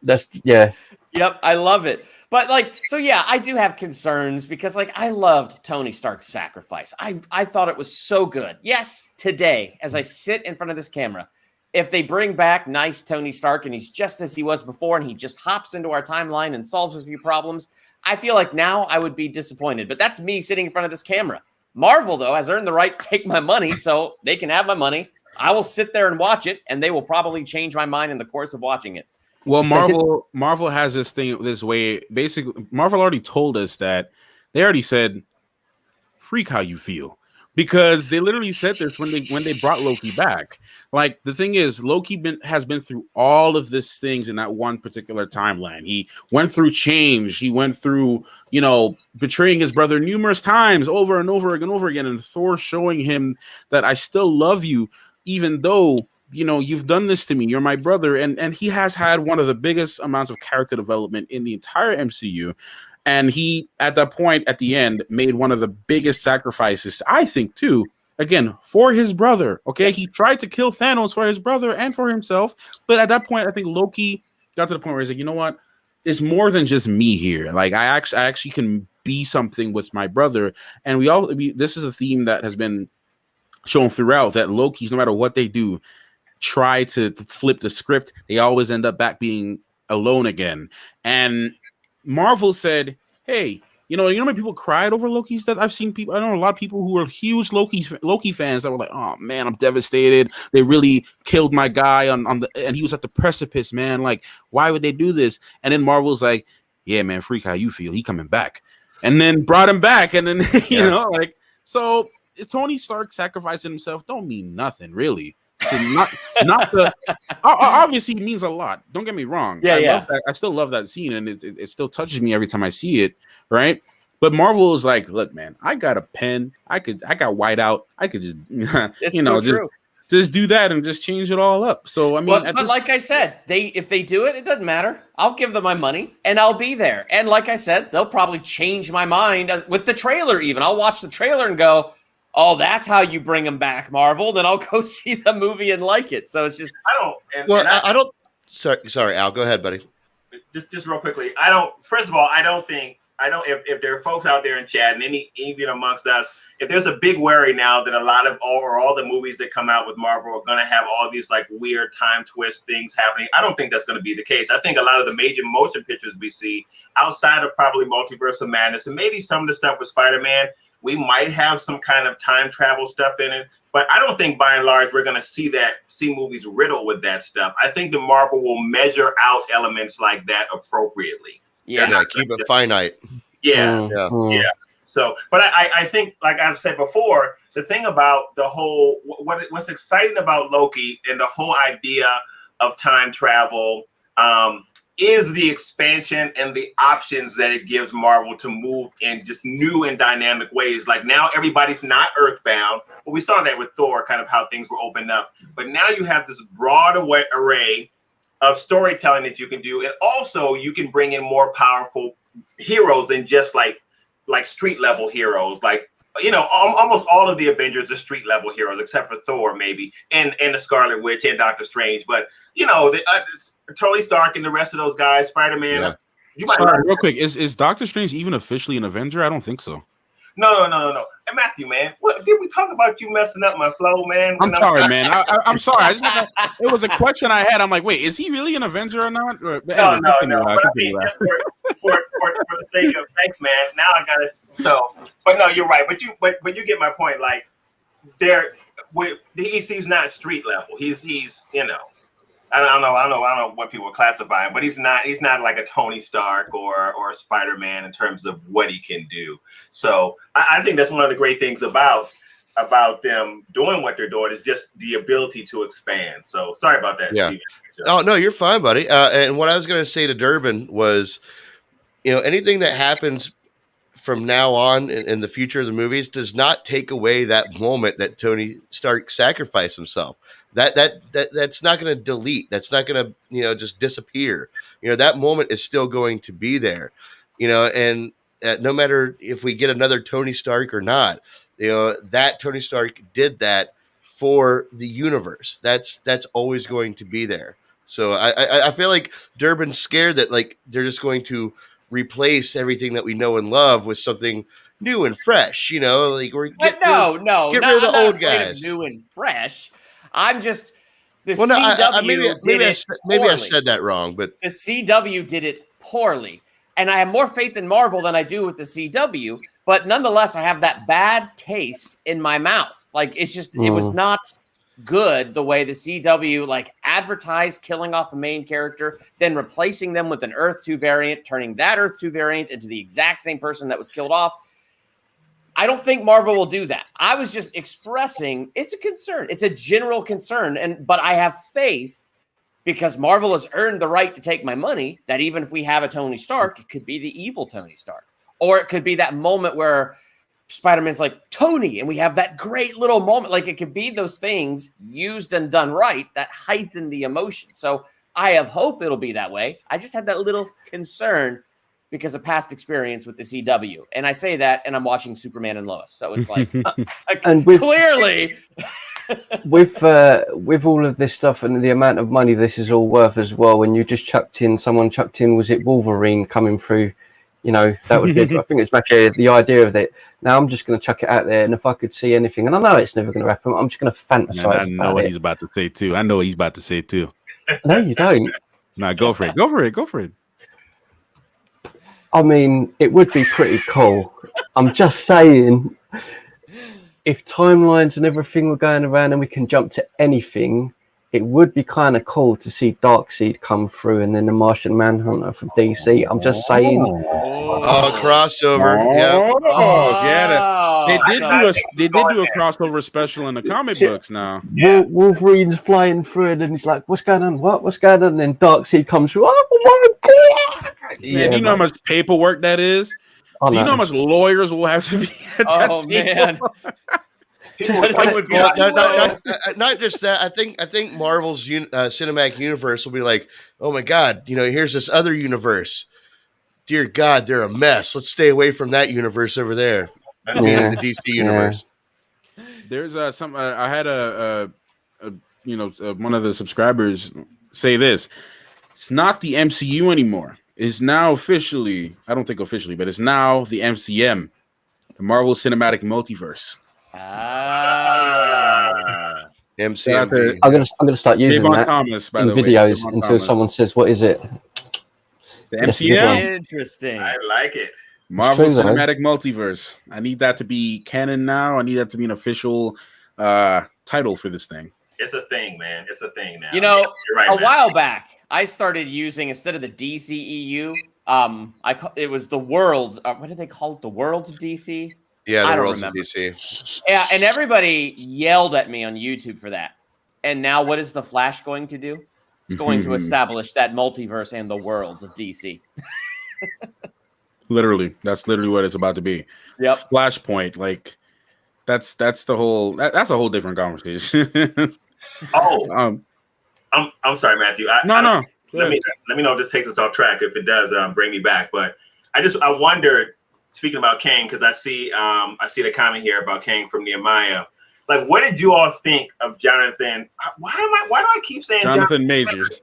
Thank you, Matthew. Thank you, Jonathan Majors. What did you think about his performance as Kang? I'm just curious to know what. I'll go first on that one. Absolutely loved it, just because it shows how timeless he is. I don't know, it's a little nod to him. I don't know if you guys notice him speaking in various different accents, different vocal tones, different, pitches, different expressions that were used over various points in time. I think the fact that he's this old and he's seen everything and he knows everything, the way how he was able to portray someone who would, a being that would know everything that has happened and will happen, right? The way how he was just acting and just his poise and just his calmness about him and the goofiness and all, I absolutely loved it. And I think Marvel made the best decision they could with Jonathan Majors. He's very versatile in his acting. Yeah, I think he did. I think he did an awesome job. I mean, he was so calm and collected, and again, it kind of played into that thought of this isn't the first time he's been in this situation. It played into maybe this is the first time he's been killed, but like maybe not the first time he's brought these characters or other characters into the situation. Like, well, here's some choices you can make. Are you going to take this? Are you going to take that? Or you can kill me. But it seems like he's done this before. Like he's very comfortable in his atmosphere. I thought it was good because I was thrown, to be quite honest. When that door opened, the lift door opened, I was like, huh? First of all, I was like that. And it kind of threw me. And it was very like the performance he gave was very sort of like it was someone on stage. So I was like, it kind of threw me off. I'm like, this is a bit strange. Like it would be someone kind of taken out of Ragnarok and thrown in there. It was very sort of like, and I think another thing that's good about it now, looking back at it, is it's given viewers a false sense of security around the character, because you think, oh, he's just this easy, nice guy. He's this neat. He's not too. He always jumping around. He's funny, but because it's that variant, whoever we see next is going to be one nasty, cruel, and it's going to catch people off guard. And I think that's a good thing, because it's thrown you. It threw me, because I wasn't expecting that. When it was like the door opened, I was expecting it to be the typical villain, and it didn't do that, and that's why it's kind of thrown me. It's completely thrown me, to be honest. But brilliant performance. Calvin Lang in the comments section said, is making the point that he wasn't Kang.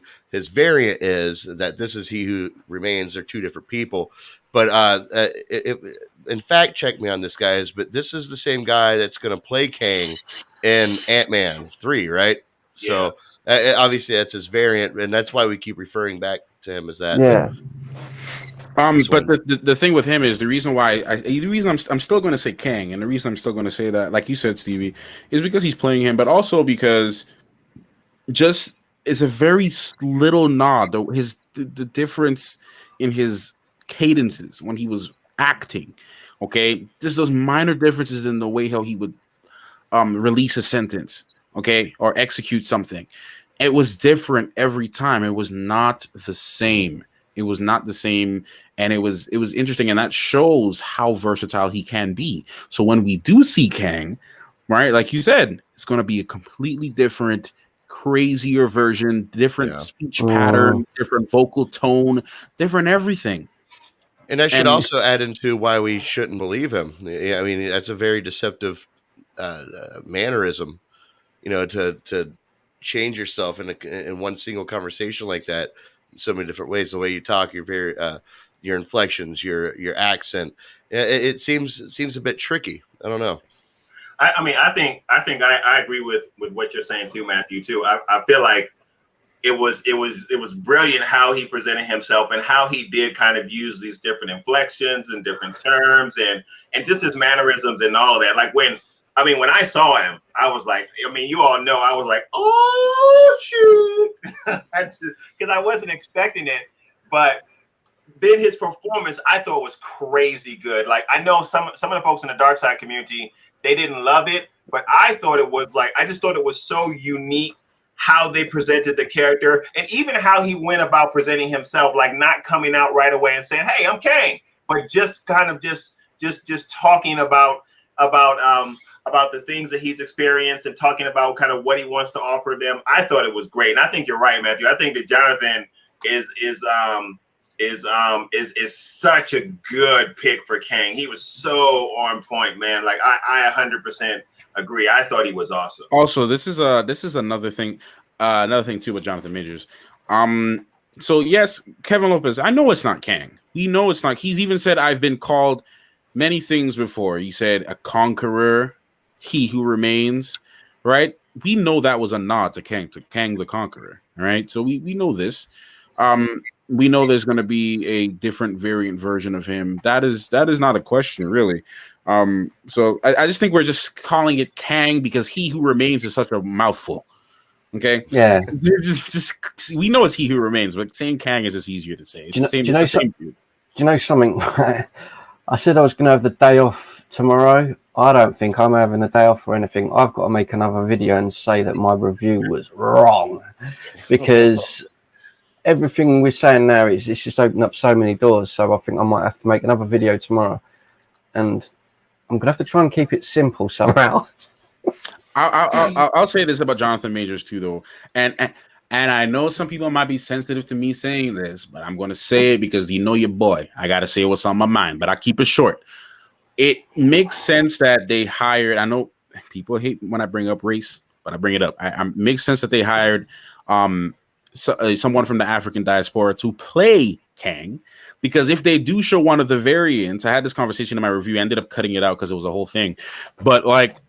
If he does end up, if we do see some of the other variants and we do see one of his main popular versions of him, which is Rama Tut, a pharaoh in Egypt. Oh yeah. It doesn't make sense that I'm saying it doesn't make sense that a white guy would be a pharaoh in Egypt.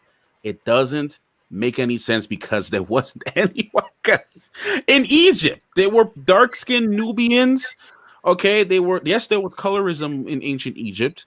Yes, there were Nubians that were used as darker skinned Nubians that were used as servants and such. But it would make more. I'm going to cut out all the fluff that I got to say just to get to my main point. The point is, if they were to show a version of Rama Tut, the pharaoh version of Kang, it would be so much more believable because there were, Africans and darker skinned people in Egypt, and it would make so much more sense for him to be a pharaoh.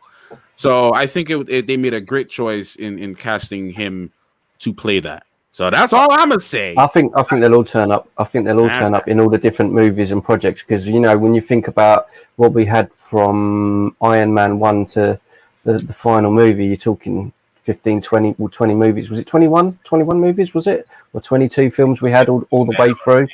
So between that time, really, if we have something similar again, you're bound to see all different, different turning up in different TV shows, different movies. You're going to have, I think you're bound to see all types. I think you're right about that, Matthew, and you and everybody. Everybody knows I'm just huge on on diversity, and I've said this before oftentimes on my channel. You should have a diverse audience because you should have diverse representation in your work because your audience is diverse. So you should represent folks that are watching you. But I also think though, but I say hats off to Mark That's a good one. for Like, sorry.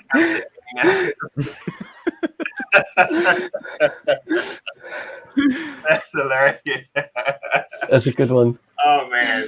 So, but now I can't even get my point out. But hats off to Marvel, man, because you I mean, I'm not gonna rant. See, Matthew, you got it out for me, buddy, so I don't have to do it now.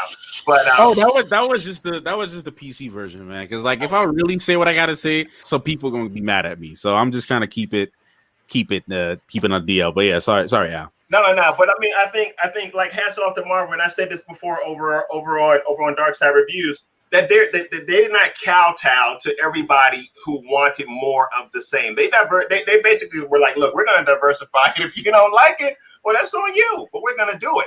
And I'm glad they didn't, because you have some channels that, I'm going to be good. I promise. That get out there and just spit all this madness. I'm just gonna say this, Matthew, then I'm done. I promise. I'm done at this. I saw a review about Black Widow and about Loki that was horrible, and I don't like the name call on Dark Side Reviews, but I'm thinking these guys are morons, because all the stuff that they said about this, I'm like, man, look, is everything horrible? You guys are morons. Sorry. I'm sorry, audience. I have a problem. I'm sorry. But the thing is though, like, I don't want to stir things up or nothing. Like, I don't want to dig and dig. But who are you talking about? Just so like. No. We're not about to do that on camera. We have a private chat. Yeah, we have a private over here. We're not about to do that on camera. I told you I'm trouble. I told you I'm trouble. I have told some of the Dark Siders, Ramon, and I was like, you guys know who I'm talking about. I know, because my statistics tell me that you all watch some of these channels. So you know who the morons are. That's what I will say. That is all. Hey, look, when it comes to this kind of stuff, man, I hate conference. I hate like arguments and stupid YouTube fights.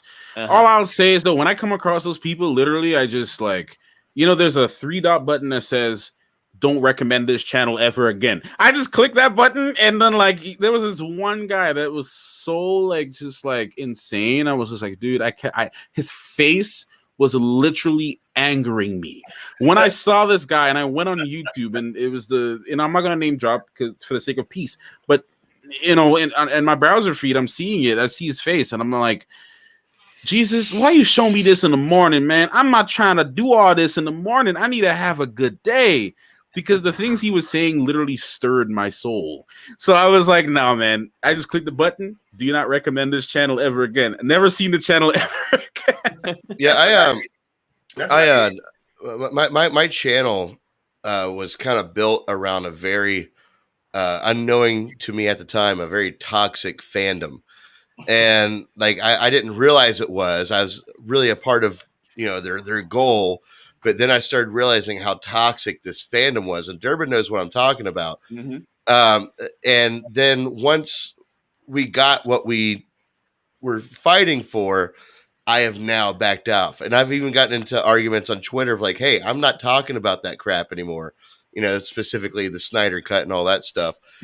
So like, yeah, I had to back out of a very toxic relationship. Like, I was never involved in the toxicity of it, but somehow I was starting to fall into a whirlwind where I had to like don't recommend, just kind of like, okay, mute, like I don't have time. I'm here to talk about movies, guys.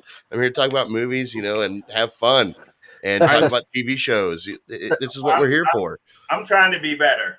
And Durbin knows who some of the people I'm talking about too are. I actually started a whole new channel where I could rant, because I promised the Dark Siders that I wouldn't do it anymore. I didn't know. And that's the ticket, man. As another person who has 2 channels, yeah. I was tempted.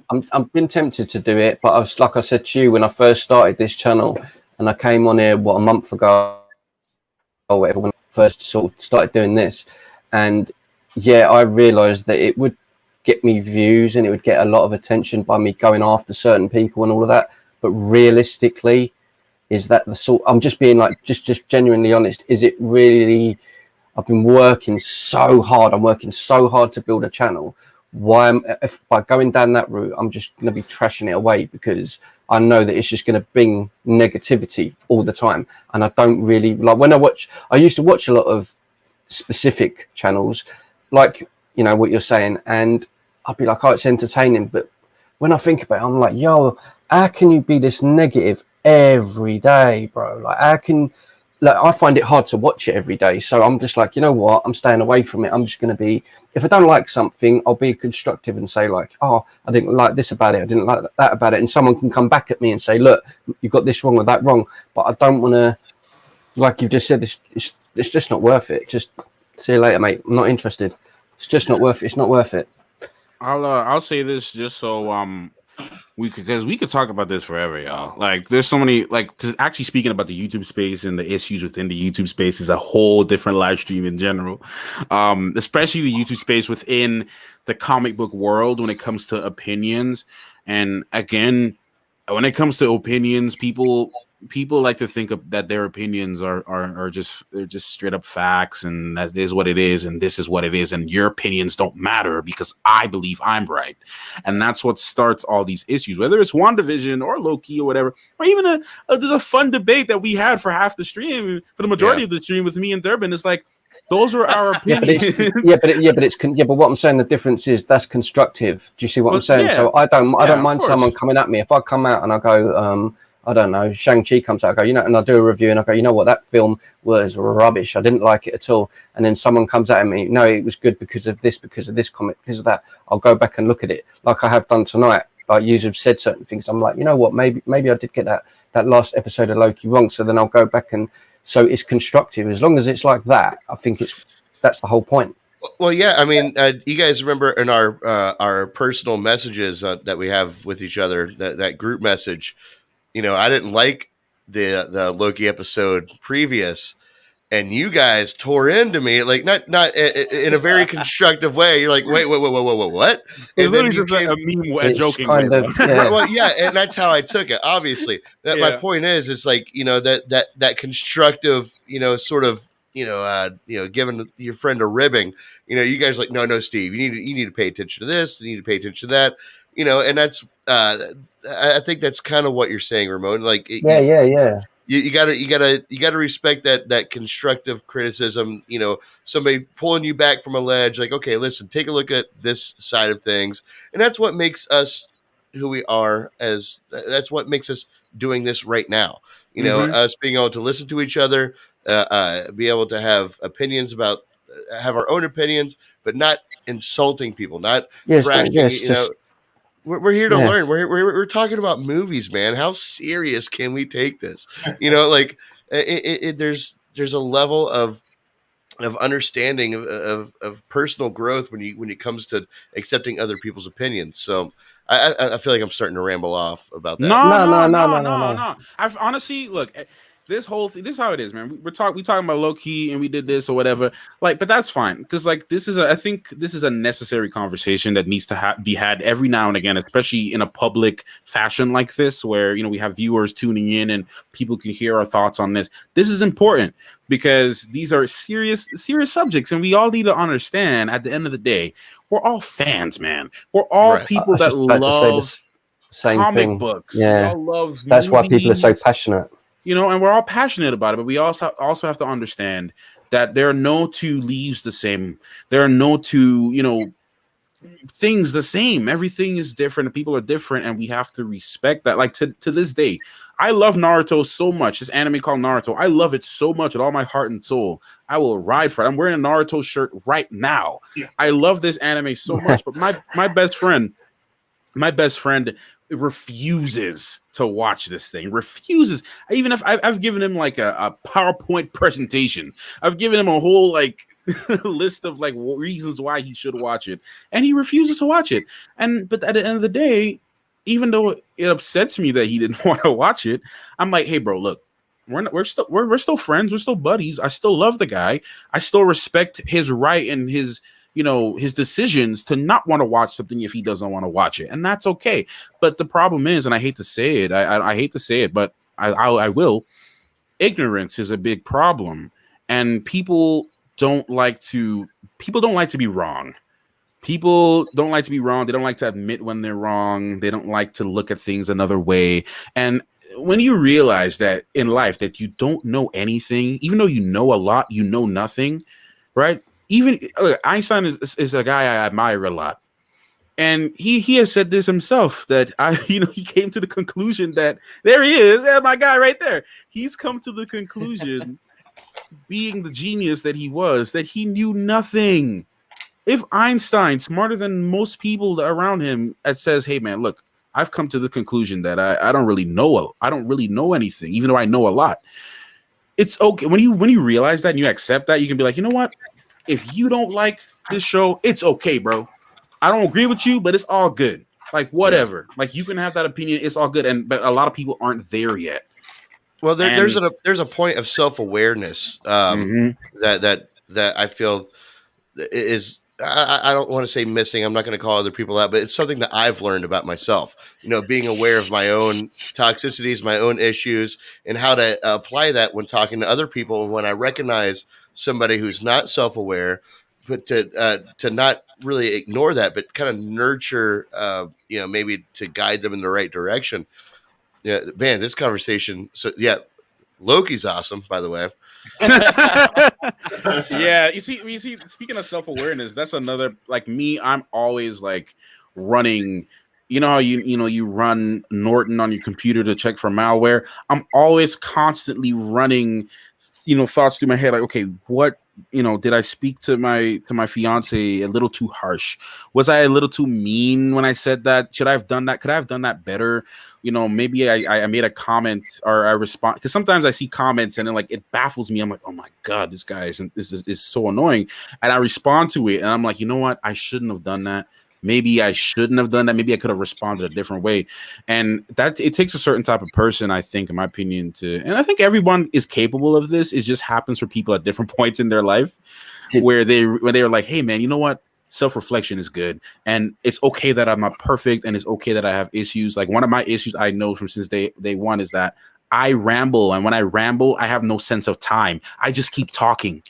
I just keep going. And I make a conscious effort every day to kind of reduce that, listen more, talk less, etc. I know that's a problem I have, but I'm willing to work on it. And it makes me happy to accept that.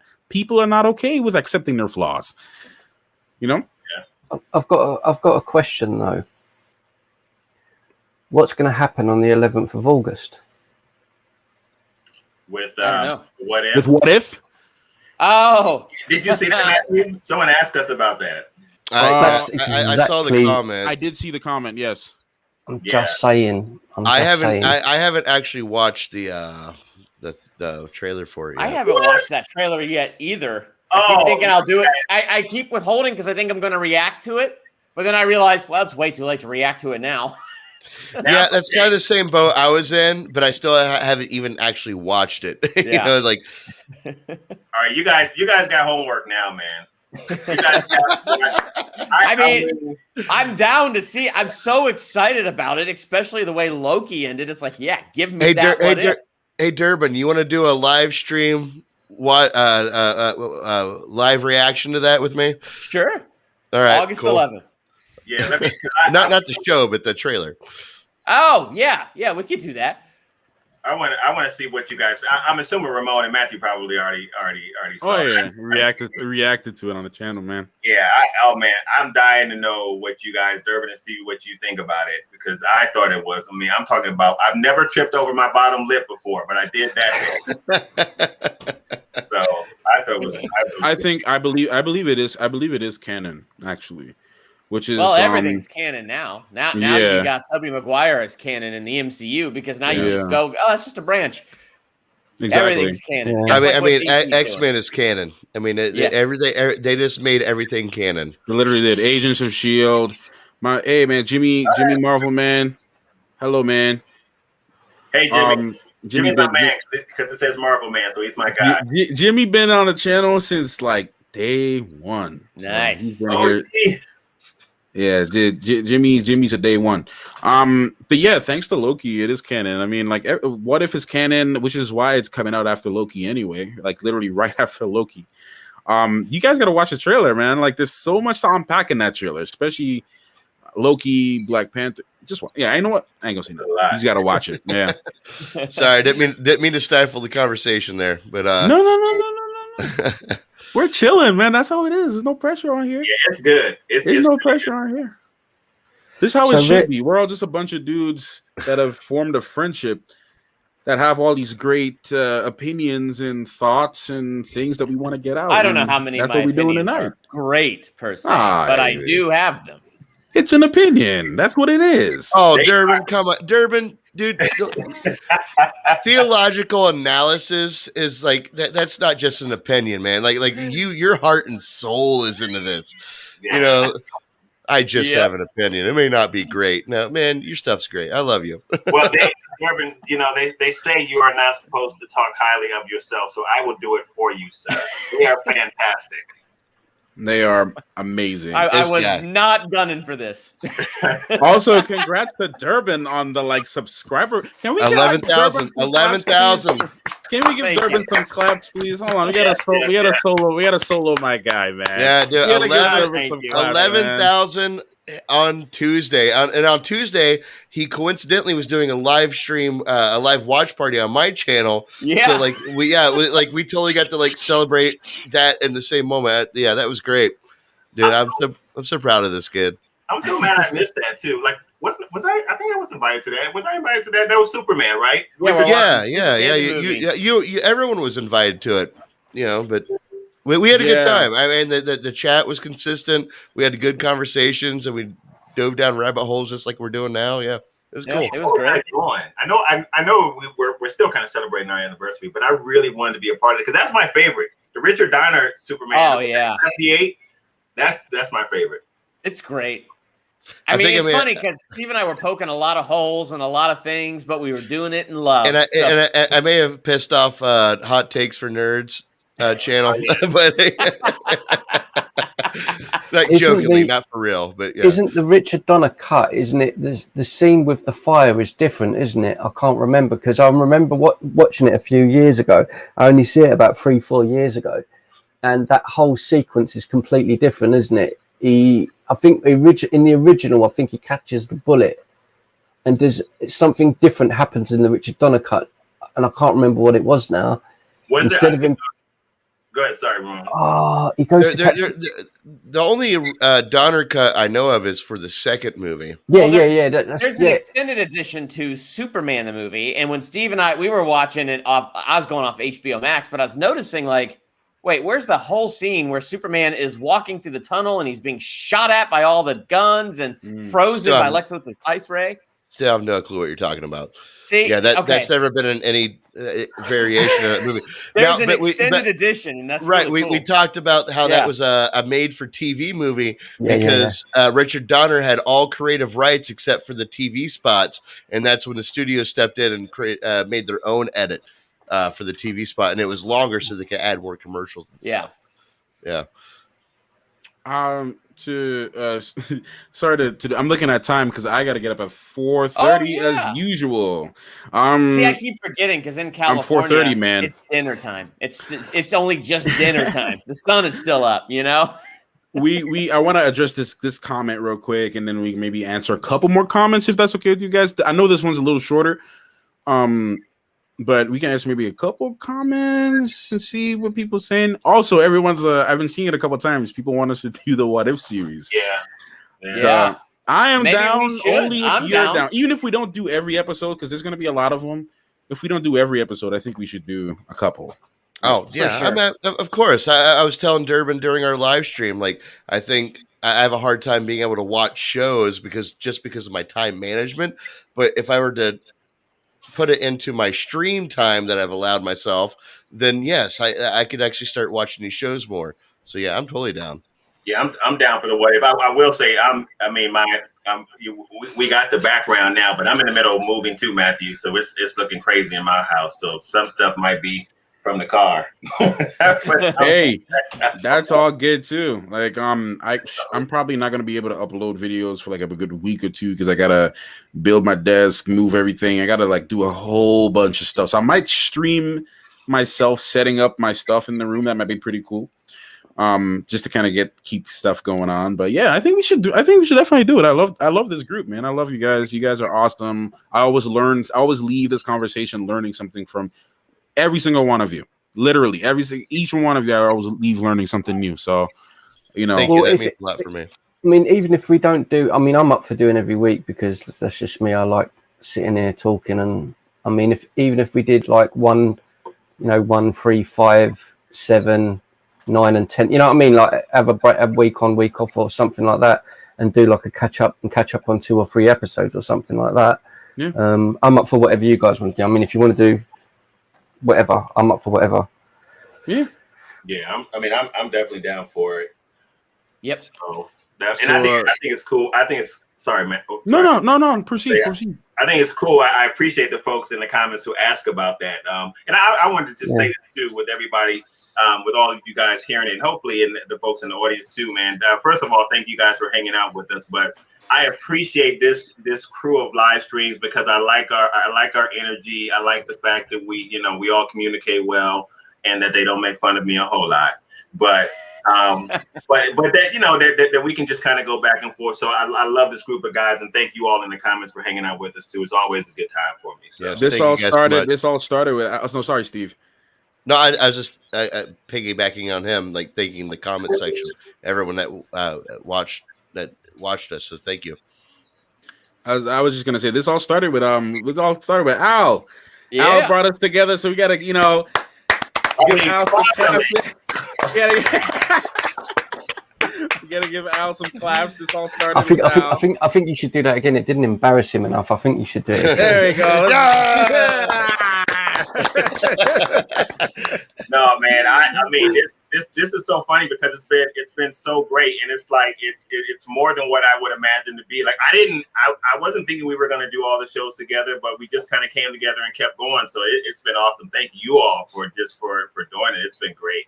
So, man, I will say this: like literally, after every episode, the first thing that Shannon, my fiance, what she would tell me, she would like, you want to talk about this with the guys, right? I'm like, yeah. Like we gotta talk about that.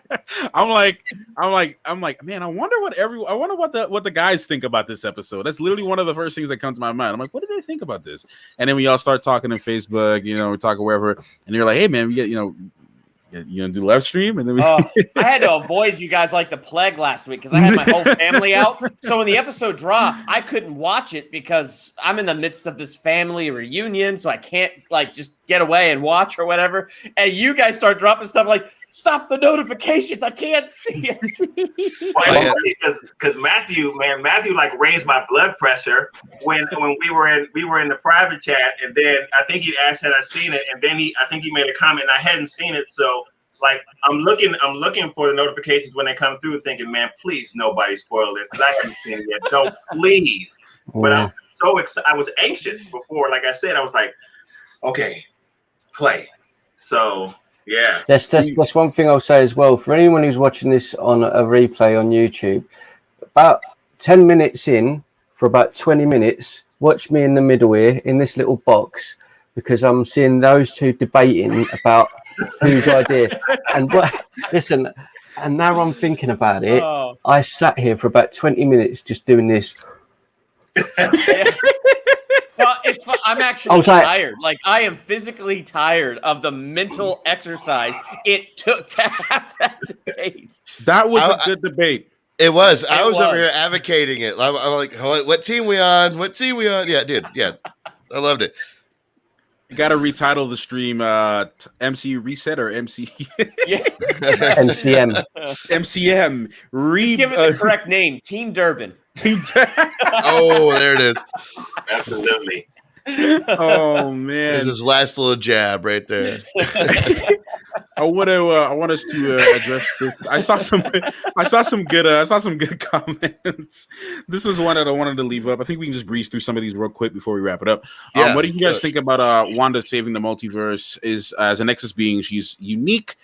She's in a unique position to potentially have the ability or help whoever would have such abilities to fix the madness. What do you guys think about that comment? I've always thought that Wanda was, and like again, I'm not a comic book reader. I just know what I see on the films and what have you and the shows. But I've always imagined that she's going to be a villain in the multiverse of madness, trying to preserve what she can. So but her saving the multiverse, I don't know. I don't know how I feel about that. I don't. To me, she seems more like a villain type that needs to be, taken down to her own level. So, Yeah. What else are you guys? Well, I disagree with Stevie. I don't think she'll be a villain. I think that she will. We'll see her do certain things in the multiverse just because she can and she might need to. But I don't know, Matthew. This is Matthew, the commenter, by the way, not B Haynes. But I don't think the multiverse is going to be put back in the bottle. I think it might be contained, and I think we might see something like that after Doctor Strange in the Multiverse of Madness. But I think the multiverse is loose; it's free. I think actually that really is part of the argument of this show. Should it or should it not be free?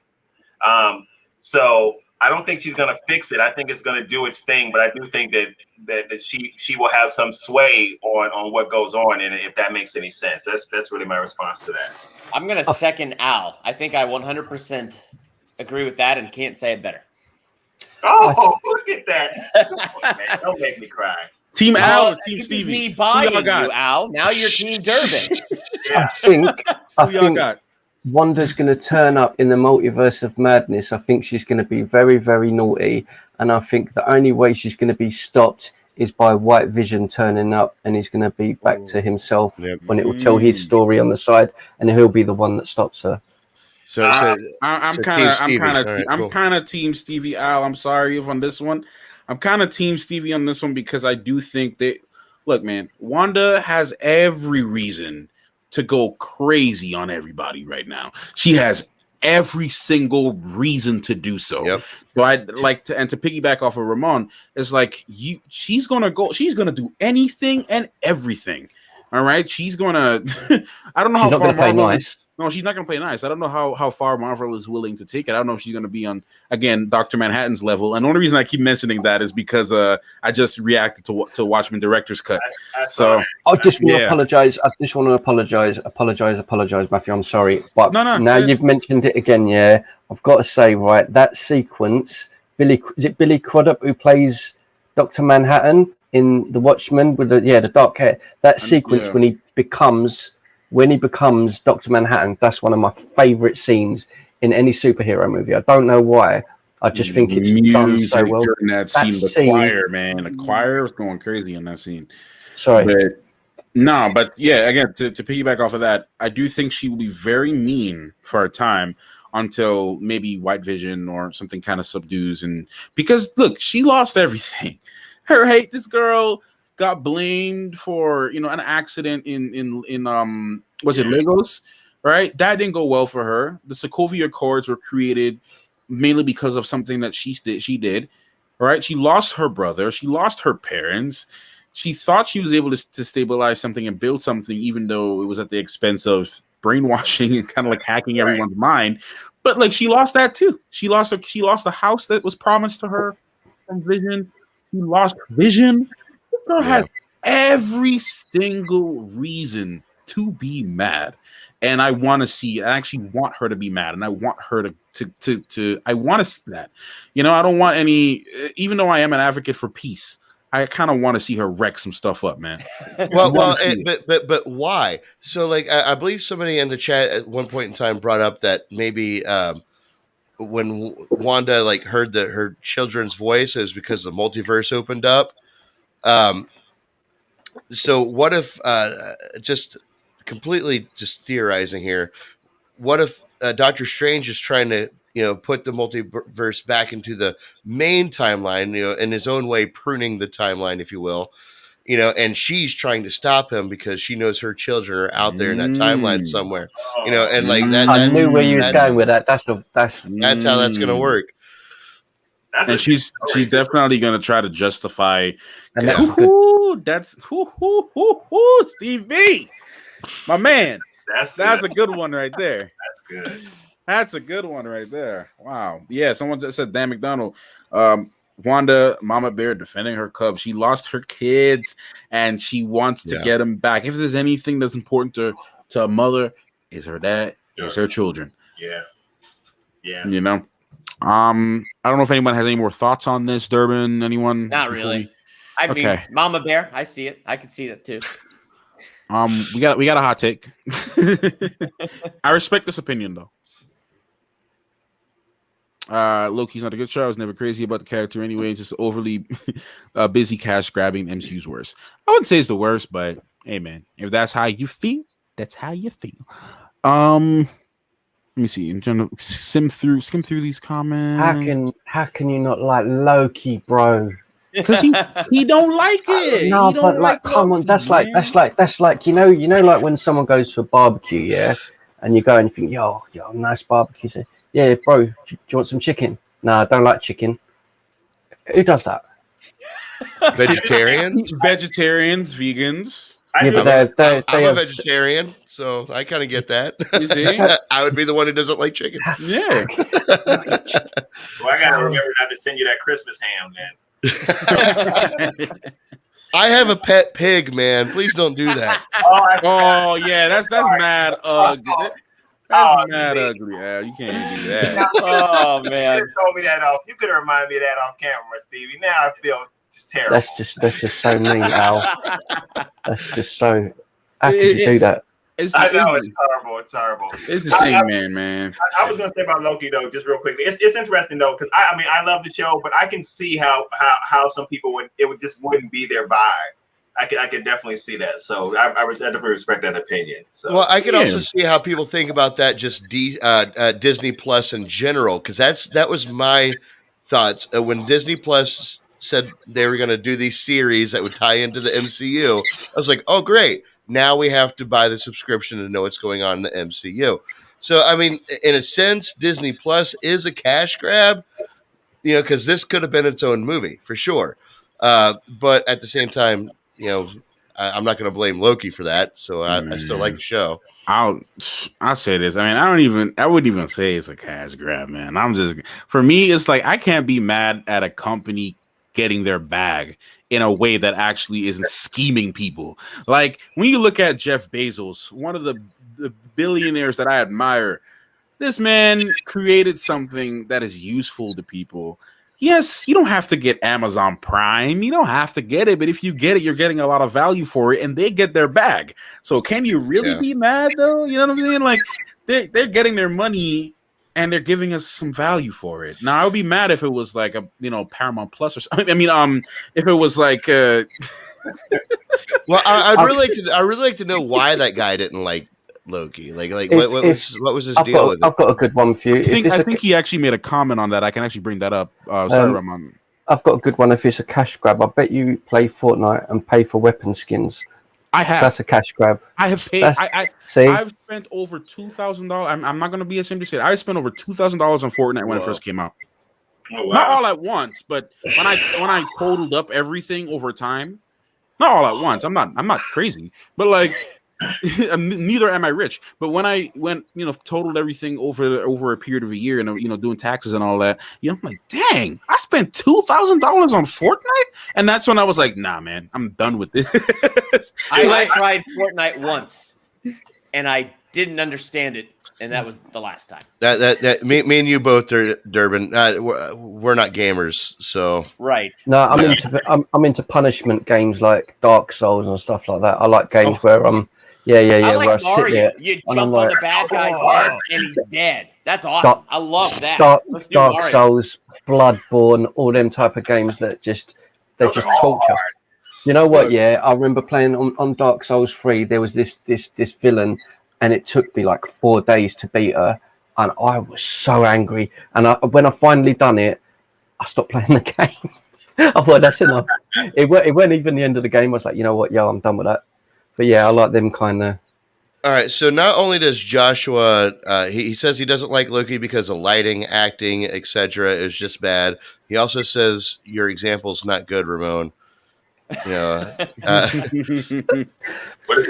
Joshua, what would make you happy, buddy? Don't take that away, Matthew. I want to read that. I mean, you can keep going, whoever, Stevie. No, Joshua, that's a good question. I'm very curious. Whoever disliked Loki, give me a reason that I should agree with you. If I don't, then I'll be like, all right, agree to disagree.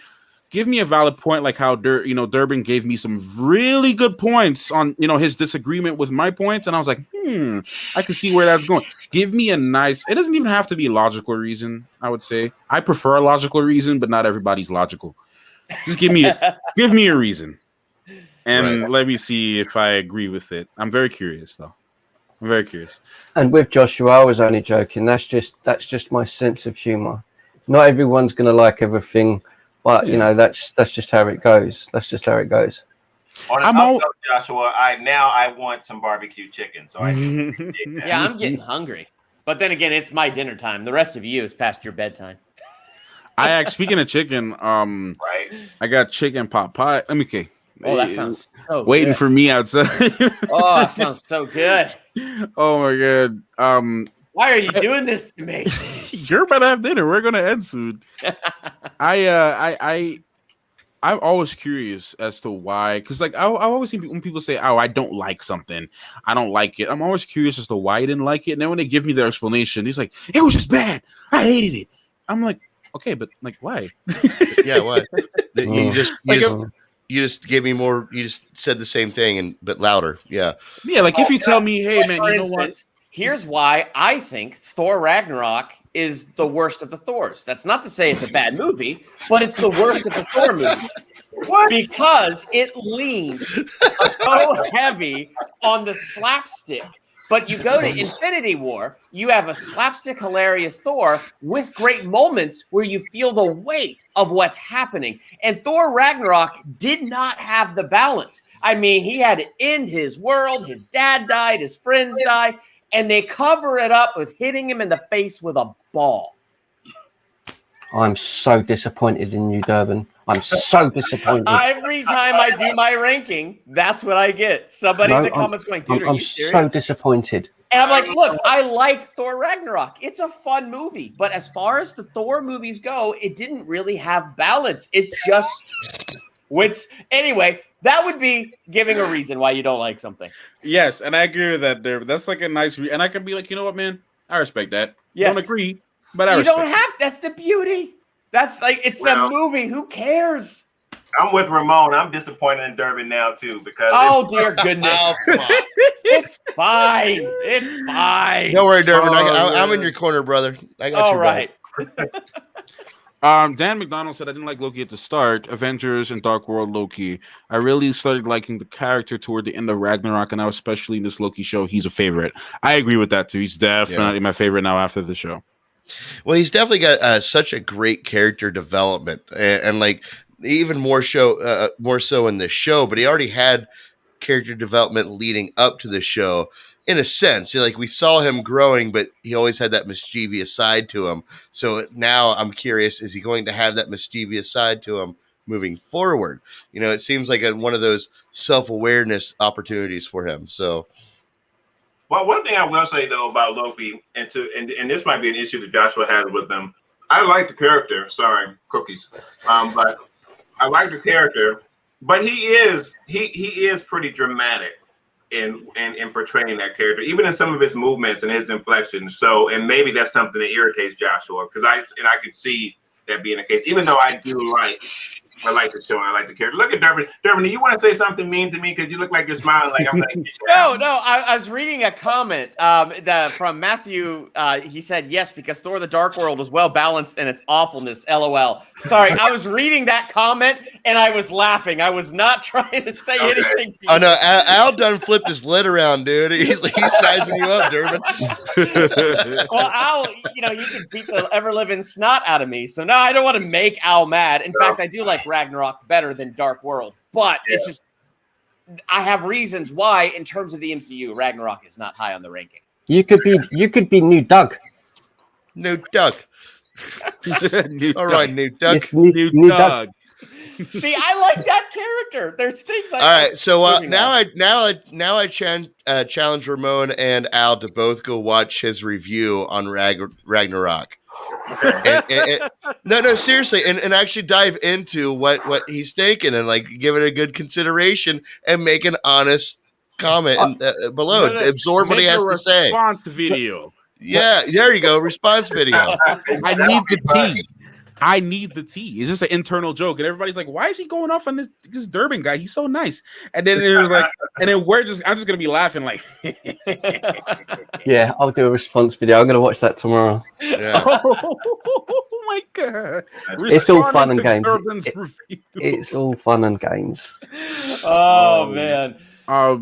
There was there's a couple comments here. This one, I can't believe we didn't talk about it because it was the whole Team Durbin thing. But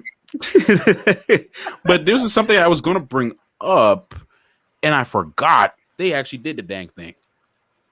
Oh, that was weird. Oh, yeah. There's no ifs, ands, or buts about that. That was weird. I almost brought that up during one of your guys' debate moments. I was like, oh, but seriously though, let's talk about Loki making out with himself. That definitely happened. Woo, boy. You never kissed your arm as a kid when you were trying to practice how to kiss? Well, that's exactly what's happening in that scene. I said I would never talk about that in public. Shh. Yeah, I got a few marks on the bicep though. I did it. There's no shame about it. I was a kid. I saw people kissing. I'm like, okay, I want to do that. Ain't nobody want to kiss me at the time, so except my arm. So I was like, that's kind of weird, Matthew. I did okay. Kind of weird. It is kind of weird, but then how can you not like Ragnarok? Why are you bringing it back? I don't dislike Ragnarok. It's low on the MCU ranking. It's just. I'm joking. I'm so. Engage him, Durbin. Why did you even? I was talking about how you can argue something. We all like Loki, and Matthew was challenging people. Give me a good reason why you don't. So I was giving a good reason. If you're going against a popular opinion, here's how you have good logic behind it. Yeah, you see. Comment. Sorry, Steve. You asked a question. You know what's funny about that? I did not even think about the fact that it was Loki kissing Loki. I really did. I didn't even. I didn't think about that. It's such a weird thing because it's in such a light that it shouldn't be weird because that's not Loki, but it is.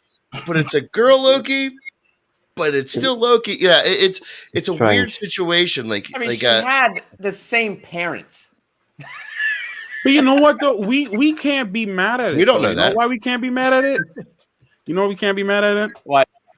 Because, well, look, man, people have seen if y'all Game of Thrones watchers, y'all know why I'm talking about. Yes, okay, I'm with you. We literally had Game of Thrones. That is worse. Spoilers for Game of Thrones for anybody who plans on watching. If you don't want to hear this, I will say this, but they have a main character siblings.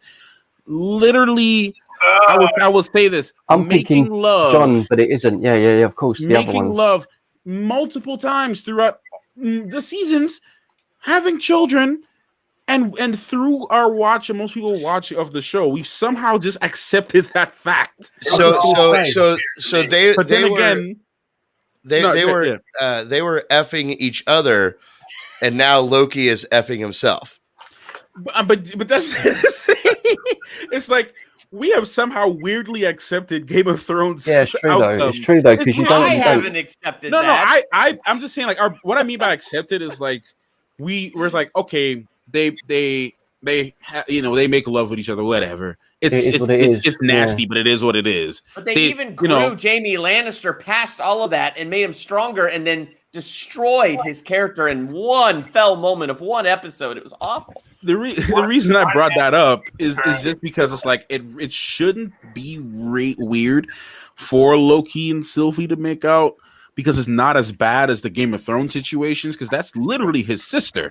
But then again, it's weird just because it's like it's yourself and it's very narcissistic, and it's like, but it makes perfect sense. But it makes sense. It does. Right. That's the conflict with it. I think is that like, oh man, he's doing that to himself, but like that's kind of what he does. So like he's all about himself. So this makes sense in that weird light. That is true, Joel. That is true. The thing about go ahead, Al. Sorry. No, I was just responding to Joel's point. That's a good point. Like the whole thing about Sylvie using it as a ploy, right? The fact that she knew it would work as a ploy is because she knew there was chemistry between them. So even though yes, it was a double agent move, it was a ploy, but she had feelings in that too. She knew what was going on. If she didn't know that he would have affection for her in that way, and that she wouldn't too. You saw my man Loki with the curtain, with the blanket move. My man was like, make you a blanket. Loki's old school. He's not about to like make a jacket for. These guys these days, they're gonna be like, like, oh, you want a jacket? All right, I'll go get you one. I'll buy you one. No, she doesn't want a jacket. She wants your jacket. You gotta wrap your jacket around her. Loki knows the tricks, my man. That man was with it. So I know it's a bit kind of off topic to what we're saying, but there's one thing I do have to say that we didn't get the jet ski, which was disappointing, but we'll probably get that down the line because fans, and everything else. But there's one thing that I did take away from it that I did like, and that's that I've always gone along with the thing that Loki is the bad guy, but there's that's why I love the character, is that hope, like I've always said, there's that hope that he's going to do the right thing. And at the end of it, when he was standing there with her, when they were fighting, he was the one trying to do the right thing. And that's one of the things that I did like about it, because really, I don't know, I wasn't expecting it, and I thought they were going to stick together, take over and everything else. But the fact that he didn't, he was like, no, I've come this far, and it's like, I've got to do the right thing. And that's one of the main things I loved about it. But was he doing the right thing, or was she doing the right thing? I think no, I'm sticking with Loki. Forget Sylvie, man. Yeah, but Loki is now joining on the side that we've been fighting against this entire series. Mm-hmm. Yeah, I know. Yep.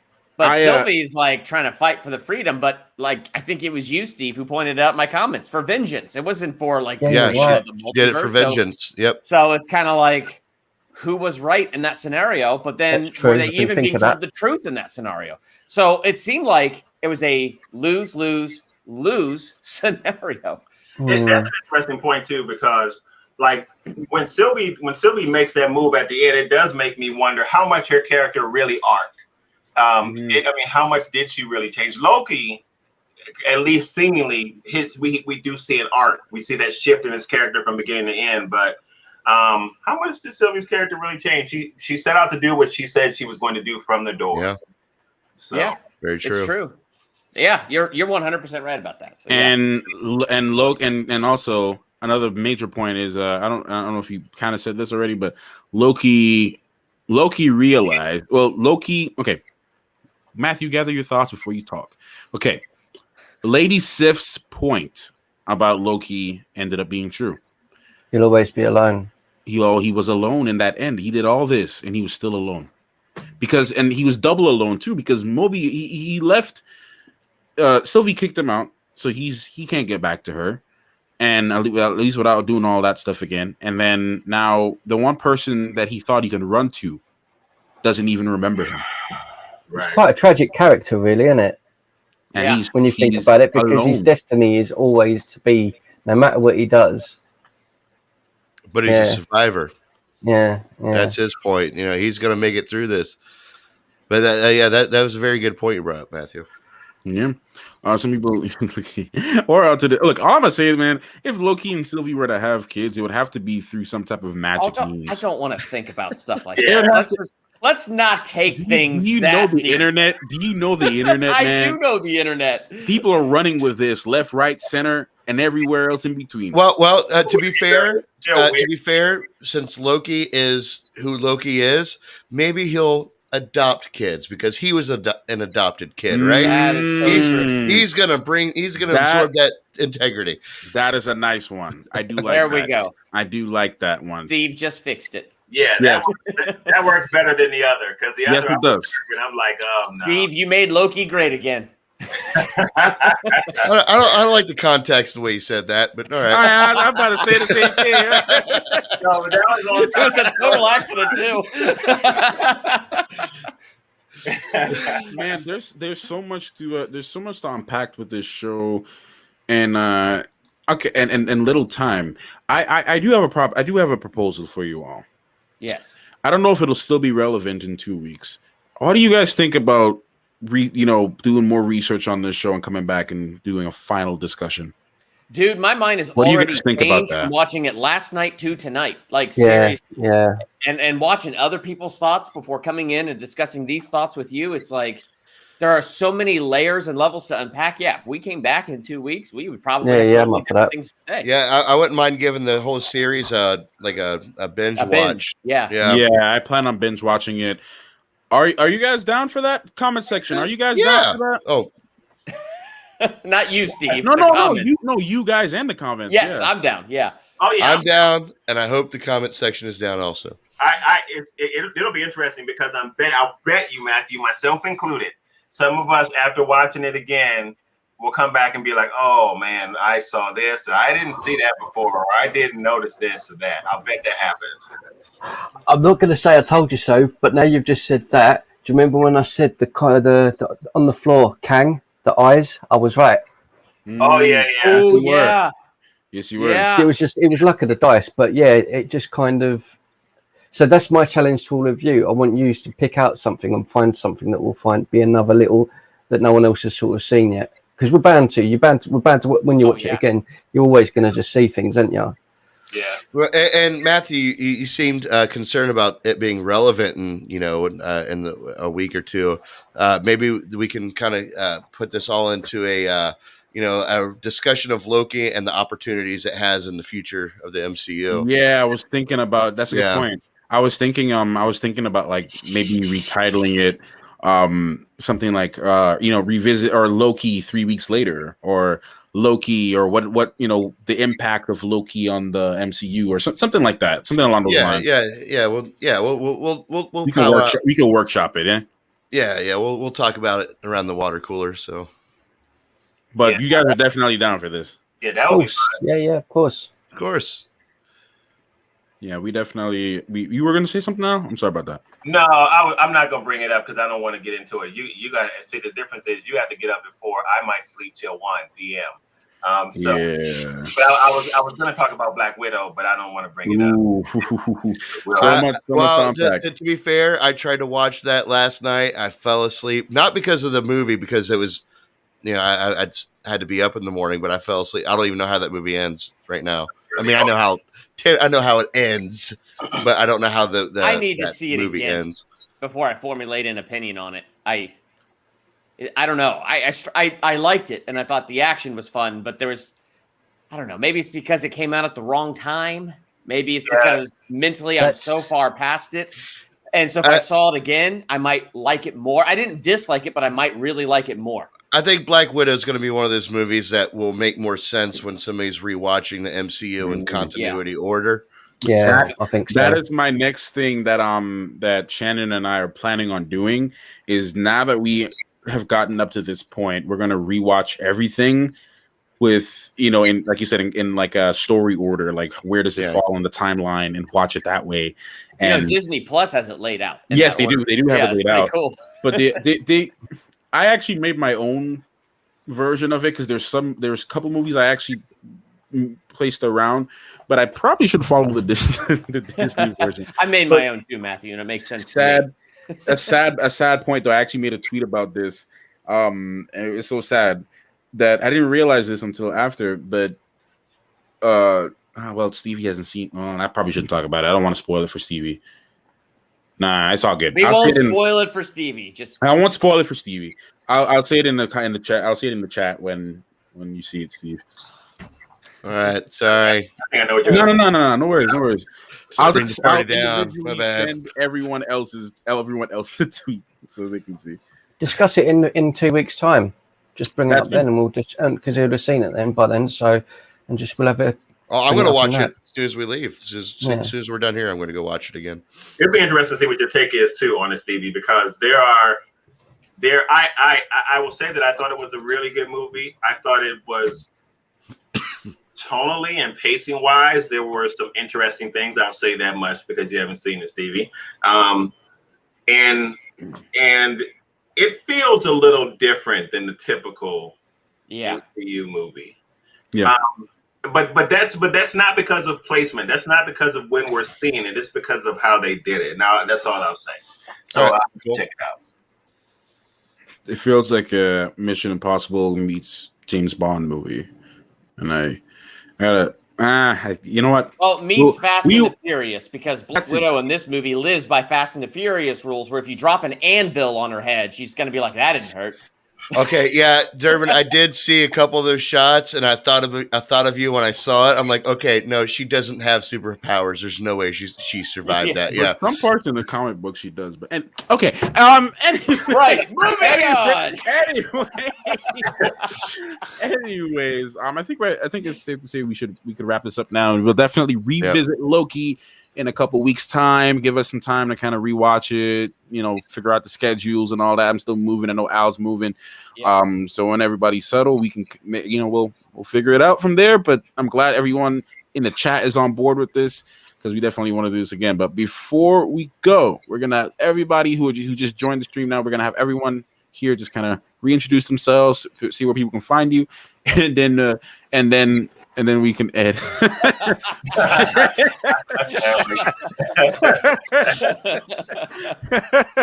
Oh, it works on so many levels with that movie. It sure does. We'll start in the order we started. So here we go. Hi, my name's Ramon. I've got a channel called Hit or Miss TV. I do films, trends, news, and reviews. I've just done Black Widow. That's going to be up tomorrow. My review. It's a bit late, but I cover all the sort of Marvel stuff. I don't go too deep because we do that on the discussions here, but I'm doing videos 3 to 4 times a week. So come over and check out the channel. And by the way, Ragnarok is a great movie. Oh man, on to Durbin. And guys, you can find all their links. You can find all their links down below, by the way. All their links are down below. Man. Sorry about that, Durbin. Well, I'm Durbin, who doesn't follow the popular trend of loving everything about Thor Ragnarok, but I certainly don't despise that movie. So come to my channel, check out my Thor Ragnarok review so that Ramon's rebuttal will make so much sense to you. And I bring it up in every single ranking because I love everybody's reaction to it. Anyway, I do movie reviews. I do ranking videos. I love diving deep into Marvel, DC, all of it, because I love Marvel and DC. And I do this thing called a theological analysis where I like to find God in those things. So come on over. Let's talk about it. Awesome. On to Stevie. Hello, my name is Stevie Cade. I'm with the channel called Film Trigger, and I do what all these other guys do: movie reviews, live reactions. We just talk about movies and stuff. That's what I do. You can follow me on the social medias, Facebook, Twitter, Instagram, and even Vero. And yes, I'm happy to be here with you guys. So thank you for having me join the party. Appreciate it. Awesome. And here we go, Mr. Al. Yes, sir. All right. Well, thank you guys for hanging out. First of all, my channel is Dark Side Reviews on YouTube. You will also find me on Instagram and on Twitter when I do tweet, which is not a lot, but that's where you can find me. And we do the same thing as these guys. As you can see, we're big time superhero content fans. I'm a through and through Marvel guy. So if you love Marvel, come over there. No shade on DC. Check out the wall of heroes behind me. You can see some DC folks on that wall. But we cover all kinds of comic book content, movie content, and all that kind of good stuff. And we have a lot of fun. So come and check us out, Dark Side Reviews on YouTube. We would love to have you. And again, thank you guys so much for hanging out. You guys are awesome. It's always a lot of fun hanging out with Matthew and his community. Al, thanks for starting this thing and getting this group together. I can't say that enough. We've definitely given us something to look forward to every week when we did these things. So once again, I got to give Al a round of applause, putting together the team. Thank you all. Thank you. It's been a tremendous amount of fun. Thanks. Awesome. And once again, congrats to Durbin on surpassing 11,000 subscribers. Durbin. And everyone else, we're all gonna keep on doing great and keep on wrecking it and just doing stuff on YouTube, just being us and doing our thing. So thank you guys so much in the comments and those who are watching this on the replay for giving us the opportunity to ramble to you guys about our opinions and pitching in, and all the super chats tonight was great. Thank you to everyone who's given a super chat and everything that left some good comments, some funny comments. It's always fun hanging out with you guys in the chat. I should live stream more on YouTube just to talk to you guys some more. But anyways, thank you guys so much. Don't forget to check out all their channels in the description box below. And maybe we'll see you for What If and possibly the Loki recap. When we do that, we'll keep you guys posted. Thank you so much for watching once again, everyone. All right, everybody. All right.